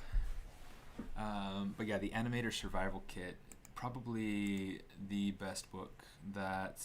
Yeah, let's go over to this window. There it is. So yeah, you can find it. You can find. Oh, it looks like they have it at Target too. That's interesting. I would try looking for it on Amazon. See if you could find. Yeah, they got like a cheap version there. Or they have the Audible audiobook. It's not going to be very helpful to you, I don't think, but you know, your brother owns a copy. Yeah, I'd say borrow that. The Illusion of Life is really helpful. But yeah, the Animator Survival Kit is one of my favorites. This was an exercise actually that we did in school that was really helpful. Is the flour sack. So using the flour sack. Oh yeah, I've got the elephant one too from Preston Blair. I think is who did that one. Yeah, that was a good one. That one I think I actually did see on my shelf over there. But yeah, this exercise of animating a flour sack, that is super fun. And it's interesting how a character that's that minimal. I mean, it's just a little flour sack for Pete's sake. But you can get a ton of acting and a lot of emotion out of it. So like if you were to come up and say flour sack animation, yeah, you can see. And what's nice about this is it gives you the idea of the twist and the pose based off of simple lines and shapes. And this one's kind of probably not my favorite example, but it was still kind of a just for the sake of showing.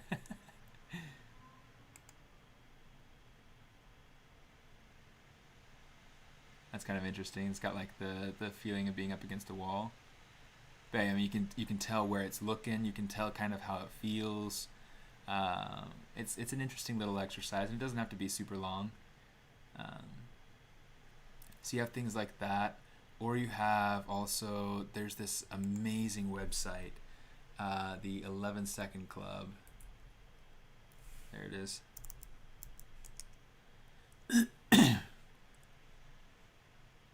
Your connection is not fully secure. Proceed. This website is amazing. And they have like I think it's a monthly competition where you go through, you can use whatever rigs you want to, whatever rigs you have access to, and you just go ahead, or, you know, whatever drawing tools you want to use too. And since you're using Toon Boom or what's that one called? Krita? You can use that, whatever you want to do. This is a great website, and they have all their different, all the different archives. They have the resources. So like here's the winning entry, okay, and then here's the audio that they use to be able to animate to.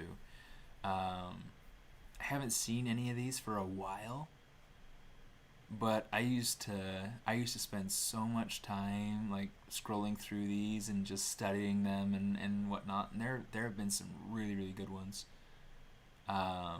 January 2016, it's a swan. But yeah, super neat site, super helpful. So I'd go and I'd check that out.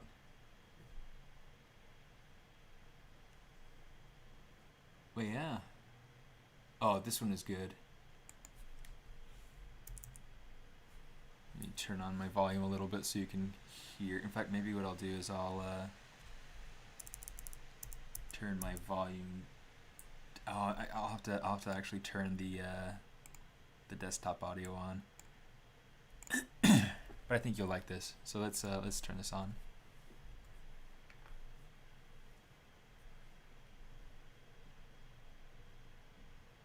Dad, if you're still holding a grudge because I wore Crocs to Mom's funeral, like I've told you 1,000 times, I'm sorry.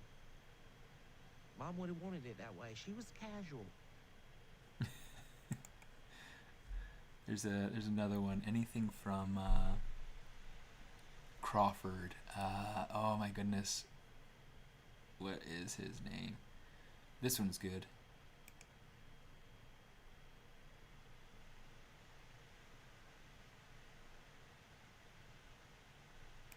This one's really good too.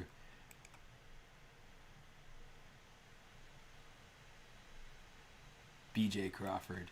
This guy is amazing. You can see he's won at least twice, 3 times. Oh, this is a good one too. Some of these are just pencil tests, so they're really, really super rough and kind of hard to see at times. But you know, they're really good. They're so much fun. One day, somebody's gonna have to make a stand.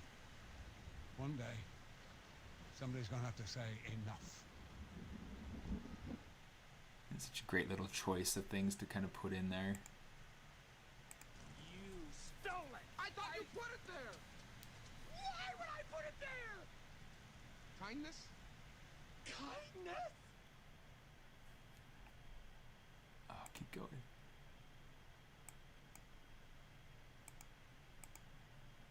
Oh, it isn't finishing. Hopefully I'm not kind of crashing on my bandwidth. But yeah, this is such a cool, fun site. It really works. You, what was there anything else you discovered when you were doing your ums? And Well, ahs? I mean, well, you must understand that this is an ancient technique. Right. I'm extremely rusty, I'm afraid. Here we go. This is my favorite. Oh, come on. Come on. Oh.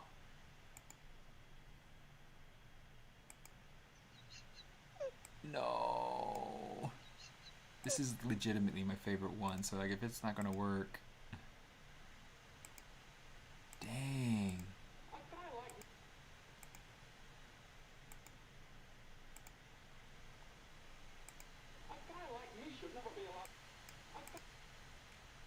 Ah. Nerds.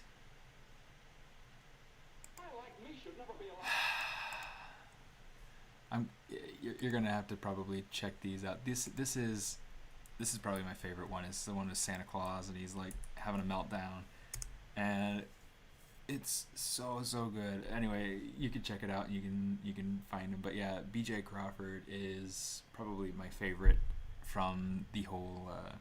If I remember correctly, he's an animator or has been an animator, was an animator for Blue Skies Animation Studios. But yeah, super good. Anyway, I'm gonna call that good for now. And yeah, I mean, thanks for dropping in and spending some time hanging out. I'm definitely glad I got a little bit further on this guy, and for some of the progress we've made. Definitely a lot left to do to kind of make this guy feel final and whatnot, but you know, we're getting there. So yeah, I will see you guys around, and if you know, just one final plug, I guess, for you know, if you guys want to continue following progress on this, feel free to follow me on Instagram. Instagram.com/Smaartist. You know, the name of this channel that you're watching it on, watching the stream on, is the same name as my Instagram handle. You can also follow me on Patreon if you'd be interested in joining the community there. I put brushes up for downloads and you know, make some resources available specifically to my friends at Patreon. So thanks to them for being part of that, and